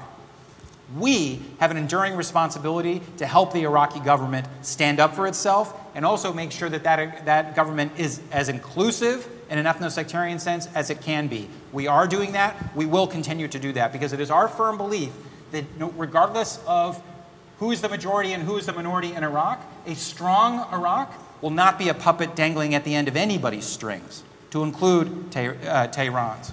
But it is not our responsibility alone. It is also the responsibility of countries in this part of the world to stand with Baghdad and not presume that the government of Iraq is inevitably a proxy of Tehran and therefore stay aloof from engaging with Baghdad, because that is the surest road to a self-fulfilling prophecy of other countries with different interests dominating the political space in Baghdad. Instead, engage Baghdad, fill that void before others fill it. Thanks. All right, I hope you will all join me in thanking this fantastic panel. They set the table so well for our 3 days of dialogue. Thank you so much. And now I'd like to invite you to join us for lunch, and we will reconvene after lunch for our panel on pluralism in the Middle East. Thank you.